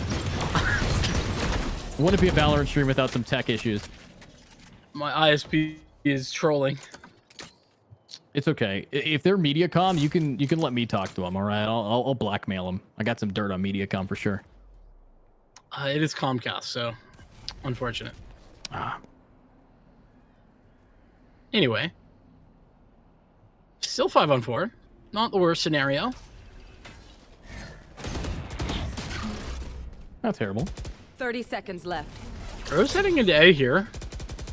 There's 3 players ready to go, though, on this site. Well, okay, there was. Momiji rotating off just about that same time as the rotation towards mid occurs for Rose. 13 seconds, though. We've got to get there, and from the shadows will allow some space onto the back of the site. Papa Smurf just needs to deny the plant. Oh, but it's playing it safe. Can't deny it. Hunter's Fury finally coming out, but will not connect to anybody. Momiji connecting to CJ, taking them out. This is the first time in a long time Attack is in a great position. A very early lockdown, in my opinion. It's not going to buy you too much time here. And now that you're down a few players, what can Paint's position lead into to win this round? Oh, well, Paint delivers even just 1 kill here, but now needs 3. Forced to take the first fight. Momiji's timing is too good. A 3K for Momiji. We started this off very slow. It's really activated here defensively. I mean, that's where the KJ is at its best, to be fair. Yeah, the Killjoy now ready to rocket, ready to go. I like what we're seeing from these guys, but 9 to 10 from a 9-3. Honestly, she won't miss that finger. You win pistol, 40% chance to bring it back. If you're Instinct, maybe 100% chance. These guys have just kept their momentum going. I can see why you're Team Instinct, but I still will say, all right, we do not give flowers on the grave unless Rose is the grave that we're talking about here.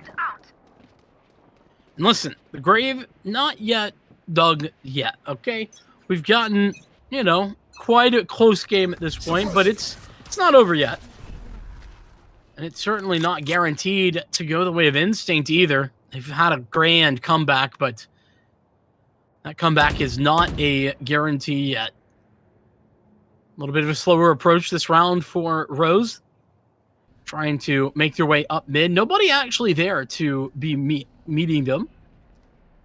And it could turn into both a B or an A split, depending on what information is found.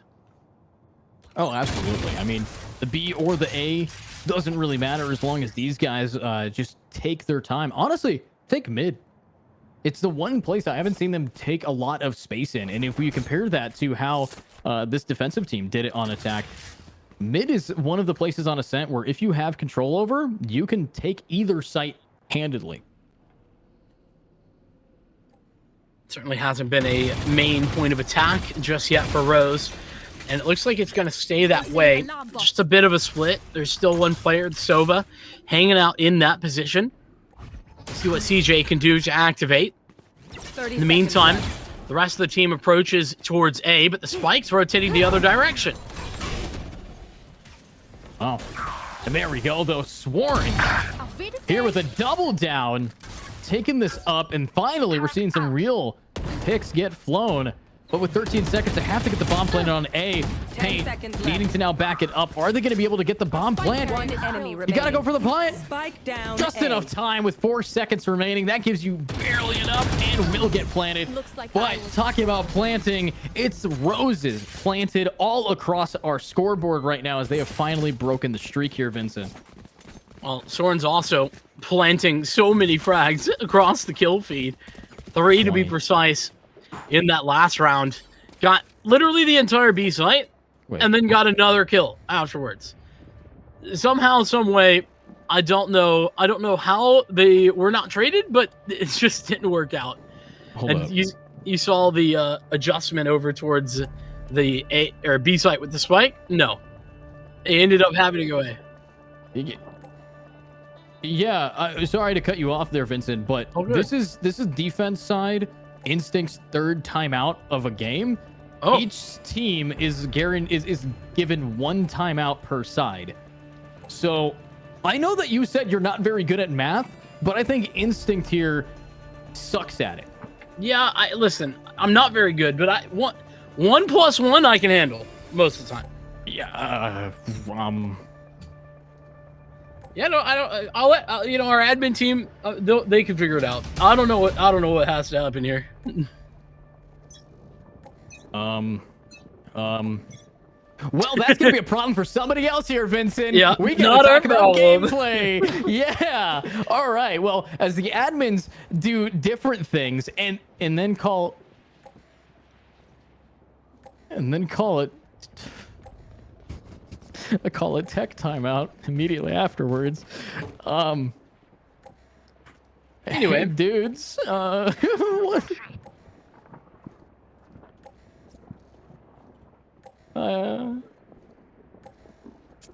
Not ready. Okay. Well, hey guys, you guys have about 20 minutes here. Go get your snacks. Yeah, we've had a few timeouts here. Vincent, take this opportunity. Call your ISP right now. Do it on stream. you know the worst part about it is that I genuinely can't get anybody from my ISP on the phone. What? They just don't have open phone lines anymore. Huh. Well, apparently they don't have any lines open considering your internet right now. So yeah. No, you have to they want you to go do like an online chat thing. They want you to do a Zoom meeting with your ISP guy, or is it? No. How am I supposed to do this without internet? They didn't think it through. Thanks, That's a fair point. That is a fair point. Anyway, we're back into gameplay. Tech pause is over, as is the tac pause. Entry getting a little bit aggressive there. Had a nice attempt at a shot. It didn't go his way though. Yeah, did not go their way. Sworns ready for something nice. Util might be able to land right where they need it. And it will. And talk about landing where it needs to. Paint lands a headshot down on a Momiji. And they are going to be running it down here. Paint ready for more. How much aggro do you think that we're going to see this Jet do once the bomb gets planted? It's a valid question. I don't know the answer, but from the shadows. He's got away. The entire team to just follow him. Yeah, this is a great bait, to be honest. It's made it so that this spike has already been ticking for quite a minute now. Entry with a Blade Storm. Gonna need to find some success here. Uses the Cloud Burst as, oh, was that a misclick? Kind of looked like it. First shot is there. Paint goes down. Rose under pressure, but still with a man advantage now ×2 with Sworns doubling up for a double kill. Leaving 1 man alive. Entry down to the 3K. Man, the Killjoys in the second half have really activated, haven't they? Yeah, they've definitely turned their monitors on. I know that it was a little bit of an issue before, but with those on, they're doing some fun stuff here. However, what isn't fun is match point advantage being given over to the side of Rose here for you, Mr. Team Instinct. Now, looking at Instinct, what are their buys? What weird amalgamation of affordable weaponry can they bring to us today? This is great. These are great guns. They have 2 Vandals. They have the best gun in the game, the Judge, and then the second best sniper in the game, the Stinger. Oh, I didn't know. Honestly, thank you for filling me in, but let's see who's going to be filled in with bullets. It's Pate's head. There's a shot. There's another one. Oh no. That entire situation for Pate was just tragedy. It just gets baited with the dash, just back and forth. Can't aim at the right person. They split him. CJ leading the way in with the owl drone and the additional 0 point to confirm nobody left on the site. Spike will get planted. CJ awful close position. This isn't the default spot, but it'll be all good. They have players in main in order to play defensive. And if the players are main, they are going to maybe remain in this game with 4-4 Rose. Kiri, nice timing. You're just letting him swing out, but it paid off in the end. Vandal getting a double kill down. Now it's one remaining. It's Tracer to try to stop this game from ending, but that's not going to happen now, is it, Vincent? No, unfortunate for Instinct to go on the comeback trail and then be stopped right before they can find enough success to put them even close to tying that game up, right? It was 9-10 at one point, and then just a swift couple of rounds in a row there to end things for Rose as Sworns, man, what an individual pop-off there towards the end as well. 25 frags, ends up at the top of the leaderboard. Wasn't playing bad earlier in the game, but really, really stepped up. Yeah, absolutely stepped up there. Now, with all of those timeouts being called, we have finally reached the semifinals, Vincent. It's over. We know that Rose is going to be moving forward into a new game, into hopefully deciding which best of three we're going to be on. And if we are going to ascent, I am going to be disappointed just a little bit. It's possible. We'll see. All of those things TBD as we head into a short break. We got the semifinals, as you mentioned, up next. Don't go far. We'll be back.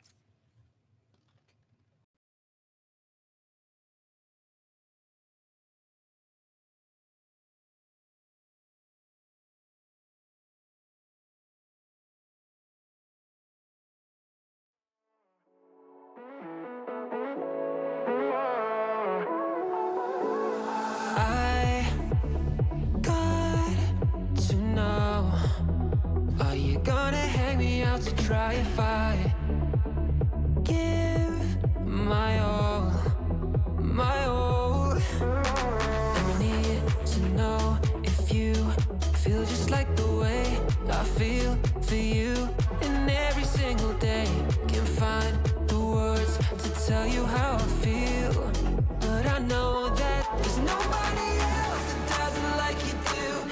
It's in the way you move. Oh,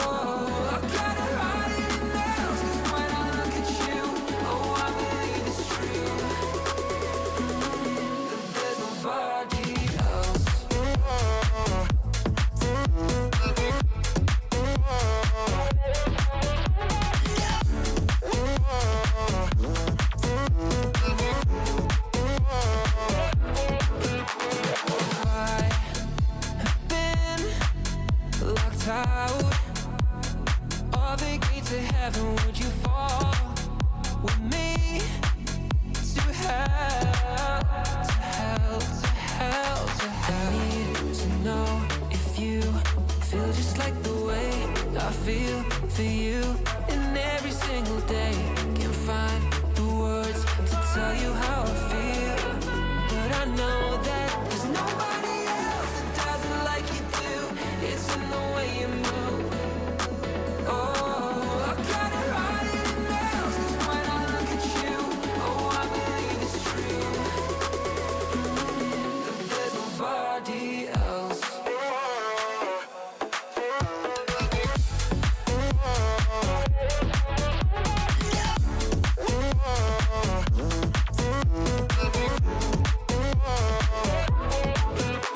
I need to know if you feel just like the way I feel for you. And every single day can find the words to tell you how I feel. But I know that there's nobody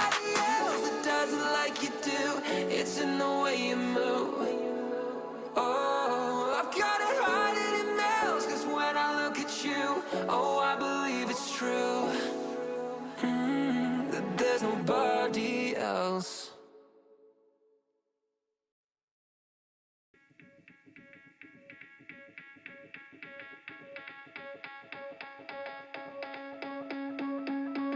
You owe everyone a favor.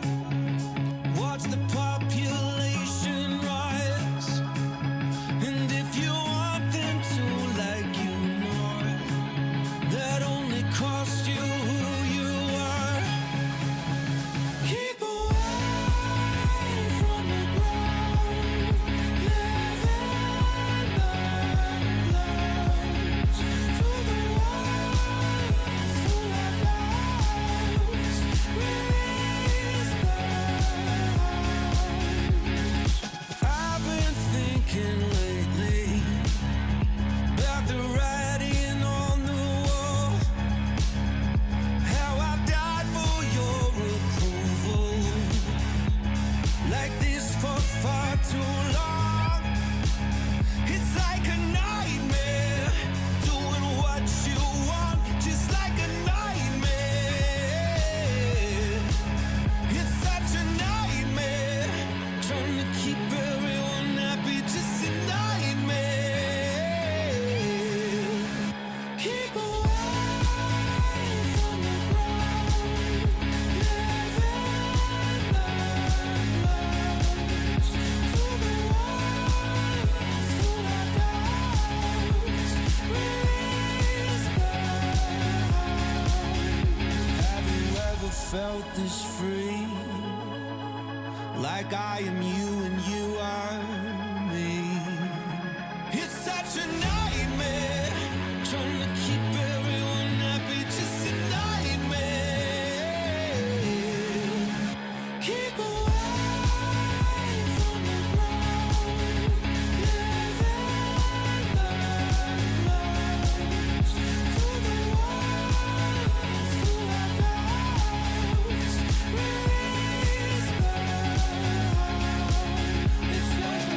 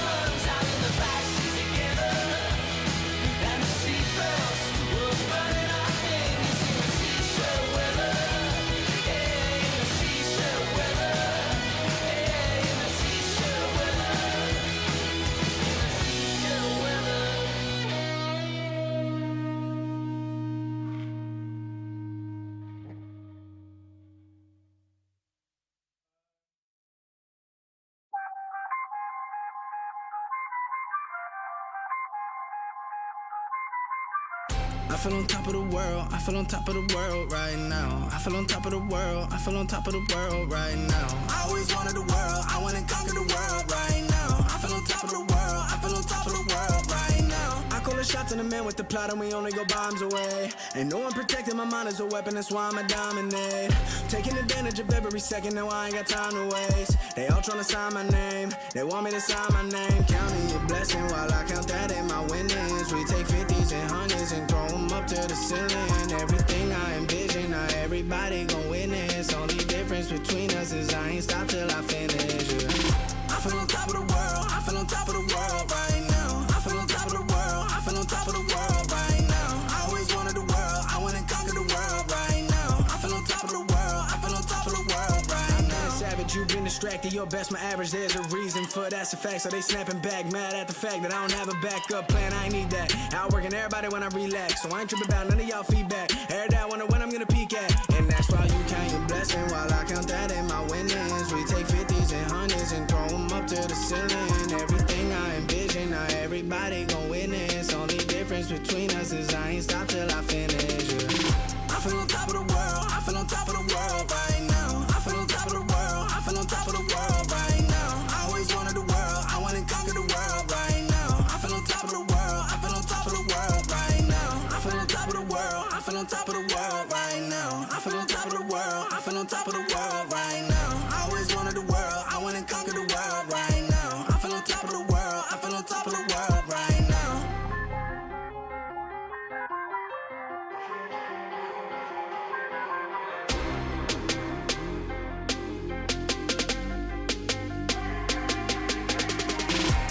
Shots in the man with the plot and we only go bombs away. Ain't no one protecting my mind as a weapon, that's why I'ma dominate.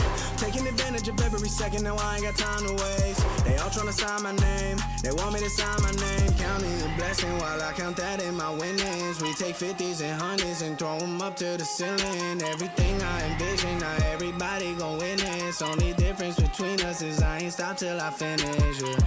I feel on top of the world, I feel on top of the world right now. I feel on top of the world, I feel on top of the world right now. I always wanted the world, I wanna conquer the world right now. I feel on top of the world, I feel on top of the world right now.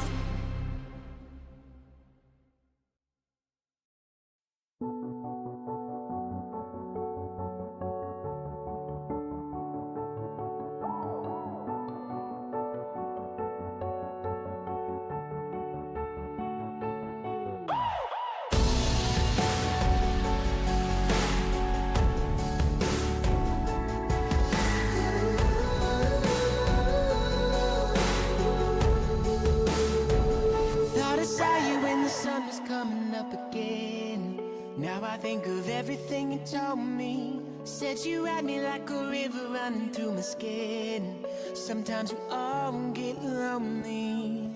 I can see the light shining in your eyes, even when you're falling asleep. I can see my fate counting up the days, but I still believe in you. I've been waiting all my life. Put it down, keep me up all night. Give me a taste of that good life. Drink it in, burn it up all night. Yeah.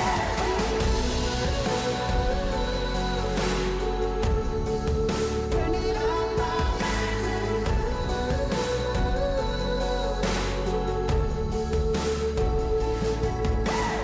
All I ever wanted was a life that I made. Oh, sometimes all you ever need is someone to believe. Yeah. I can see the light shining in your eyes, even when you're falling asleep. I can see my fate counting up the days, but I still believe in you. I've been waiting all my life. Put it down, keep me up all night. Give me a taste of that good life. Drink it in, burn it up all night. Yeah.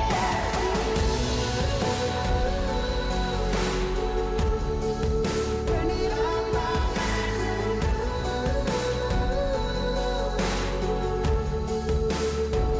Yeah.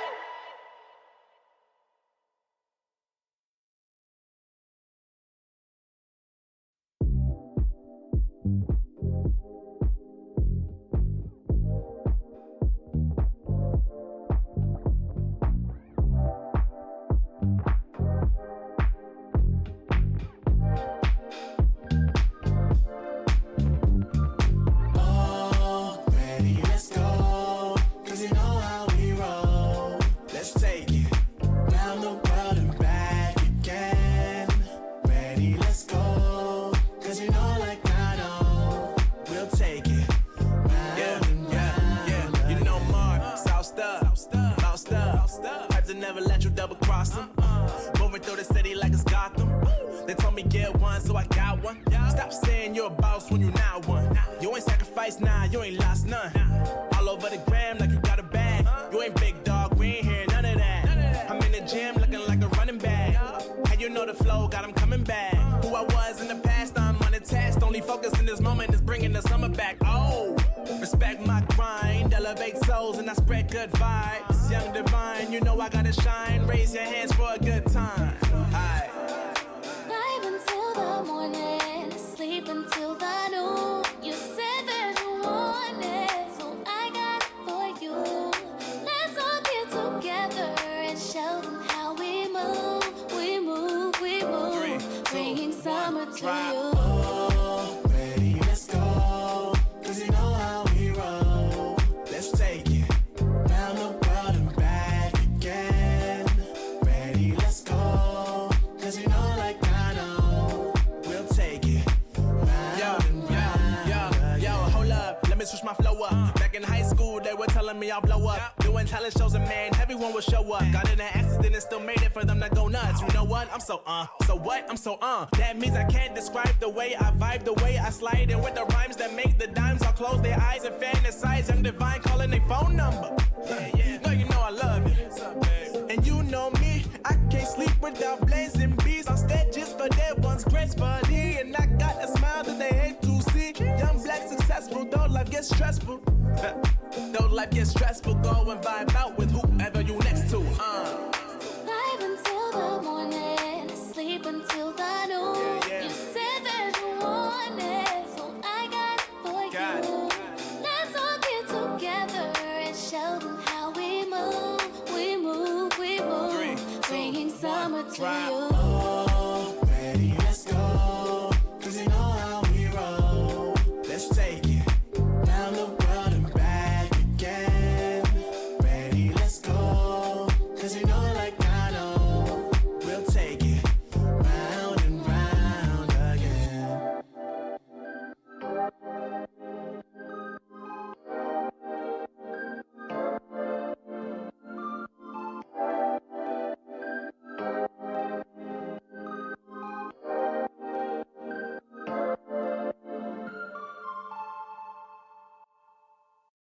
I'll be your destination. Tell me your favorite song. Make me your next location. Darling, what you waiting for? I'll take you around the world to show you how I feel about you.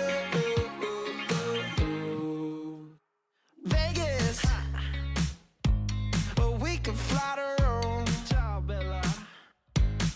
Let's hit Jamaica. Everything I read.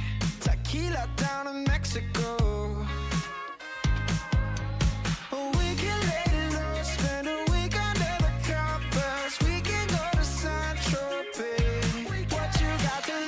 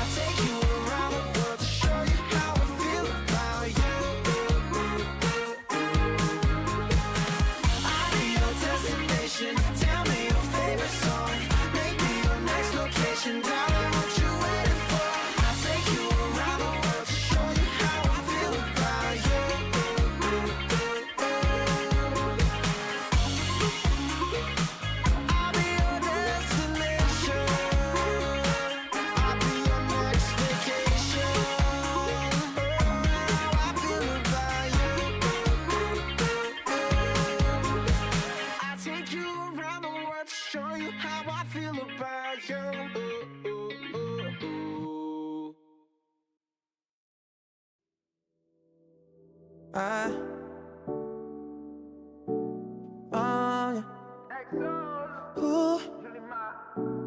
Yeah, yeah, I see no signals, no signs. Girl, you be tripping, no lies, nah. You said je ne sais pas. I flew in all the way for this. I'm not here to waste your time.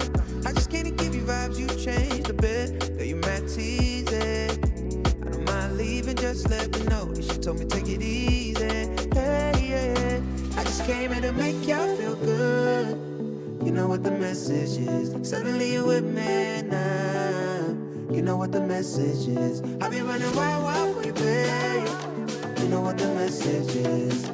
I don't have no patience. Ain't no conversation.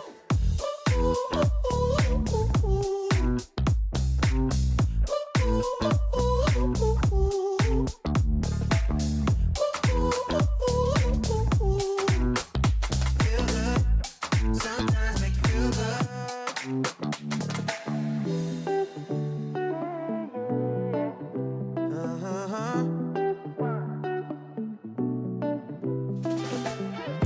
You're my mission, my grand prize.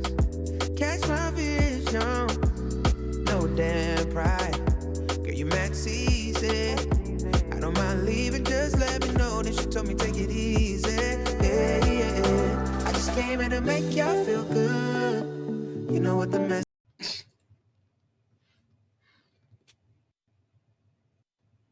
Oh, we're here. Okay, welcome back, everybody. I was expecting something different, but we're now in semifinals. And of course, the first thing that happens is Valorant crashes for me. But with that being said, welcome everybody to the Imperium Challenger Esports Elite Series number 1. It's the semifinals. My name's Edu, joined by Vincent. Hi there. We're back for the best of 3, our only best of 3 of this entire series, by the way. Semifinals are best of 3. The grands tomorrow, those are best of 5, and we get to determine who exactly is going to be headed into those grand finals. Here, we've got Yonkos, who we saw earlier today, up against Street Sweepers, who actually took out our expected victors, I guess, in Lobster Fishers. I mean, they were the team that we expected the most out of, but entirely denied. As we've lost Edu, unfortunately. I'm here solo for a moment. But Yonkos, a team that I enjoyed watching earlier on. They played that very close game over on Pearl against Mochi Fan Club. Could have gone either way, but Yonkos really stepped up towards the end of that. And with the agent selection underway here on Haven, this will be Haven, then Pearl, then Split should we need it. Haven picked out by Street Sweepers, and Pearl by Yonkos, as we saw their victory earlier on today. So, all of that being said, getting most of the lock-ins, at least for the Street Sweeper side, it looks to me like it's the bare bones, the basics here on Haven for Street Sweepers. And we're going to see a mirror composition. So, Yonkos, absolutely same comp, no changes whatsoever. And we'll get into the action with that. My big individual that I want to look out for, to be honest, DJ is a lot of fun to watch, but Chloric is a guy I've seen a lot of on that breach for Street Sweepers. Hard to say who's the advantage though. Who has the advantage rather on this one, especially considering the fact that both these teams have had to take out some very heavy hitters to get to this point. So we'll see if Edu is back. He's somewhat returned. Placing sentry. He's muted. Never mind. I looked over and he's not there. So, defensive side here for Street Sweepers, and Yonkos on the attack to start things out. There's a lot to watch. I felt like Dre especially was really strong over in that game that we watched earlier with Yonkos, as Edu has returned to me. Hello. I was never gone. Mitch's server timed me out. Wow. Wow. I got timed out. Imagine banning your caster in the middle of a stream. Casting. Anyways, talking about mid casting, let's see some mid gameplay here from the side of Toshi and Naj getting taken down. Headshots ablazing. And there we go. Now 2 are down for the side of attack as they need to try to pick up the paces here, Vincent. Yeah, a little bit. I mean, we're down 1 player, though. It's not the worst case scenario. They're not out of this yet. Our Yonkos. Street Sweepers, though, have a good handle on the situation. 2 towards A. They've just re-cleared short. So it's sure no longer a problem. They could rotate off, but actually they're going to stick around. Our Street Sweepers, 2 towards the A site, more of a double up towards the middle of C and B. They're in B-Link and Garage window, respectively. There's a lot of indecision right now for the Yonko squad, it seems. Yeah, very indecisive here, but these guys might have to make a decision soon as 30 seconds are now approaching us here. I like the positioning from the Silva. This is a great angle to maybe find 1 or 2 picks if it wasn't being watched by Chase. But Head's going to be poking up, and a very scuffed shot will eventually end in a kill. Here we go. Fracture could have this cross. Ooh, just ducks back around the corner at the wrong timing. It's going to leave a 3-on-3 even scenario. The retake. Damage onto all 3 players, actually. Recon Bolt will activate, and the fault line will add on to that Dre delivering. But look at the health. It's even lower than it was at one point, but you got to hit the shots, and Caloric hits none of them. It's 2 additional frags as Ambot picks up a 3K to win out the round. Yonkos doing some good work to start. Yeah, Yonko starting off strong here against a team that beat Lobster Fishers. I don't know if you talked about that while I was gone, but yeah, it's definitely a big talking point here as these guys are pretty mean to each other. And so far, looking at Yonkos, they did an amazing job getting themselves into the semifinals, as we did watch. So I can't wait to see who's going to be taking the cake now that we are seeing the second round unfold. Shorty in the hands of defensive KJ. There is. I like the position that Shorty's in as well. This is certainly one of those spots where the Shorty alone can really be a bit of a boon. Nonetheless, I'll swear. Ooh, there was a real chance there for Chase to find that shot. Stunning, I think, lucky to walk away with his life. Paranoia prepped and ready. The flashpoint and aftershock are also put forth. And Fracture has rotated around in time. Upgrade onto a Spectre. Wow, amazing job here seeing that first blood fall. Defense desperately needing to get as many of those guns in their hands as possible. Now Fractured from a Shorty upgraded to a Spectre. This is definitely going to assist them quite a bit, but look at Toshi's positioning here, making sure that no one is going to be able to rotate here onto A. Yeah, what can you even expect? DJ, he's taken down. You got your knife out, and Toshi might be in a perfect position to clutch it up again. Another pick, and this is attack just taking back whatever defense had for a second there. Great communication there to set up that fault line as well. Really just adding insult to injury to the player walking in. There's that Spectre. 4 bullets left in the chamber. Not the most ideal. The stun towards Heaven will allow Chase entry with that Sheriff. Spots another on the site. So now they have a lot of information on where some of these players are located. Well, Dre gonna have a chance, though, with that Paranoia. Makes it easier. Nice shot, but though it does come down to the wire, Cleric will fall. Yeah, I mean, I do want to point out, you know, that last game of Ascent, it reminds me of how much time they added to our timer, being like, wow, because we were on schedule for the first time in a long time here to really just lock in some great gameplay because of, thankfully, Lobster Fishers 13-0ing in 13 minutes. But looking at this game, being a best of 3, being on Haven, which beforehand you said you would love this map because its verticality as well as how balanced it is. Let me ask you, how long or do we expect another back and forth as we are very late in this bracket? Honestly, it's hard to say at this point. I don't know yet. Haven't gotten to see Street Sweepers just yet, and what a start from Yonkos to, you know, get things moving early on. This will be a tone setter and Fractured, setting the tone that he doesn't need to see really to get those frags. Trey will get the refrag, but Chase still hanging out in the back of the site. unable to do anything to stop the onslaught, but Cloric sure will. 2v2. Well, 2v2, beautiful headshot there to try to level this out. And now, let's see, all of these guys ready to go. Naj, here to try to get that headshot in 1 HP. They stand, leveling this out, and now they have the life advantage. They can win this round, but they're rotating all the way around, not to A, but to C, and they might see a 1 bonus round if we don't have Cloric taking their time. But Cloric should be able to gas this up here. I mean, Cloric's just got to gamble here is the problem, right? He's gambled wrong. Sometimes that's the way it goes. You take a 50-50 and you're just not right. 30 seconds left. As soon as the spike gets planted, Cloric will know what's up, but he's going to have to go on a very long rotation just to get into position to take this fight.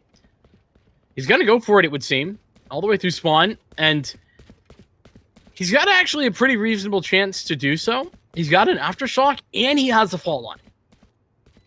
Yeah. Now with a fault line here, Cloric ready to rock, ready to go, and that is going to help a ton. It's actually flashpoints that he has.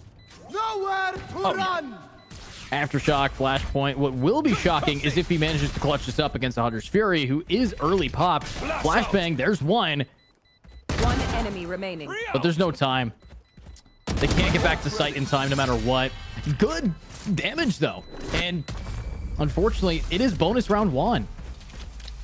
Fortunately, though, damage isn't enough. Like, a bonus round victory, even if you lose everyone, you were expected to lose the round already. So you don't care that 5 players died. You were going to be buying guns next round anyway. So, you know, on the one hand, great job from Cloric to do, you know, that. But it's also not enough to really give any additional weaponry into the next round, though. And so it's going to be a tough situation right here for Street Sweepers, as they've been put down pretty significantly. They've got to save into this round. Though Sheriffs and, you know, even a Marshall here for DJ. Yeah, but look at this Marshall. DJ won't be able to spot anybody yet. The smoke, unfortunately, working in the favor of the attackers, not the defenders. So let's see what else they can do. Moving now into this round. They have to try to keep this up, and DJ, unfortunately, going to be taking a headshot down. And there we go. Well, this is a lot of info. Chase has heard this entire evacuation being called by the attackers. Yonkos, they're heading back towards C. Going out. The information is there, but the rotation isn't fast enough. Gotta play it a little bit safer. Do these players rotating through, and all 4 members will head towards C, but the spike should already be planted, and it will. Planted. Yeah, and it will be planted here, but let's see if they can get the picks there with Sheriffs, and there's a headshot there, Vincent. Can he do it again? Fractured. Got so many blinds, so many headshots. But there's only 2 remaining on the defense to try to take this.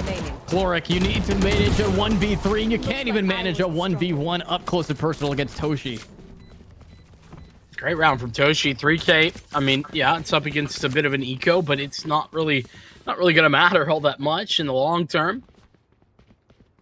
Next gun round coming up in round 5. 4-0 start. Remember, this is Street Sweeper's pick as well. Keep that in mind. So they started out on the defensive side. This is a pretty important round to start winning in. Yeah, this is a round that really it kind of manages the most, but Hunter's Fury early on here will actually get a kill. Down A. Toshi and Dre fall. If you wanted this team to do better, they're definitely bringing it early now. Beautiful double kill down. And how do you expensive? Oh my god. Yeah, just like, how do you deal with that if you're Yonkos? Like, you do nothing wrong in that you couldn't. I guess you do. You missed the dodge on the Hunter's Fury, but didn't make any misplay, I guess, is the point. Bomb grenade out. Fractured. Taking a shot. Naj didn't commit to this angle quite yet, though. Here. Yeah, did not commit here. But if you want to see some commitment, I need to see some commitment to being better. These attackers have already proven themselves by getting the past 4 rounds in a row. But ever since this Hunter's Fury has just taken a chunk out of their overall ability to push, especially knowing there's a Blade Storm not available. There's going to be a not available Rolling Thunder. And Rolling Thunder is one of the best ultimates on this map for taking and securing sites. This is going to be tough, but 30 seconds with the bomb now getting planted towards A, maybe, unless we could see a big push-up. Well, add re-securing sites to that list of things that the Rolling Thunder does well. That might be what it's going to do here with Chloric having that advantage. You can put that forth right now. But look at this. There's a lockdown that could be thrown down for Naj almost immediately. See if that's going to happen. Yep, lockdown. Put it into position. Chloric, though, activating for the first, taking the fight onto Stunny, but Stunny stays alive. Stunny delivering frag after frag under heaven here, making life miserable. The final 2 players for the defense have to wait for the lockdown to get out, and Stunny's on for an ace here, defending every single individual duel and winning it out. Okay. I really thought with that initial ultimate from KHS, we were going to be seeing something different, but unfortunately not. Sunny went from 1 to 3 to 5 or 6 and 3 in 1 round. It's absurd. I mean, I did not expect this kind of not so close games from a semifinals perspective. I mean, there's still a lot of game to play. I don't think we're there yet to write things off, but I mean, just talking of the individual prowess from Stunny, and that was a 3v5. Here we go. Doshi swinging. Oh, there's an ultimate, and Toshi is going to get caught out. DJ clean pickings for that. Now, with that being said, let's see what these attackers can do without their jet. They've done it before. They could do it again. Chase stuck in this spot, but will be able to just anchor it. Takes a little bit of pot damage between it and attack. They still have the opportunity to rotate, but Chase is just getting so unlucky here. All the damage taken so far has been through a smoke. Right here. Yonkos had to disengage because of that lockdown. Now thinking maybe go back towards B, or at least tell the story that might be what they're doing. As Ambot set into position to maybe sell a bit of a fake. There's already 1 player here, so with the solo C site hold and 3 ready to go, this could be a fantastic call right now for Yonkos. 30 seconds left. Oh, KHS takes out that player with style, but unfortunately, they're going to have to do a lot more than just taking out 1 as Naj gets a triple. Do it again. Find the 3rd, and instead Dre grabs it. Now it's just going to be 4th and final player. Yet again, Chloric. We've seen Chloric get the picks, but can he clutch the round this time? He's been stuck on the A site.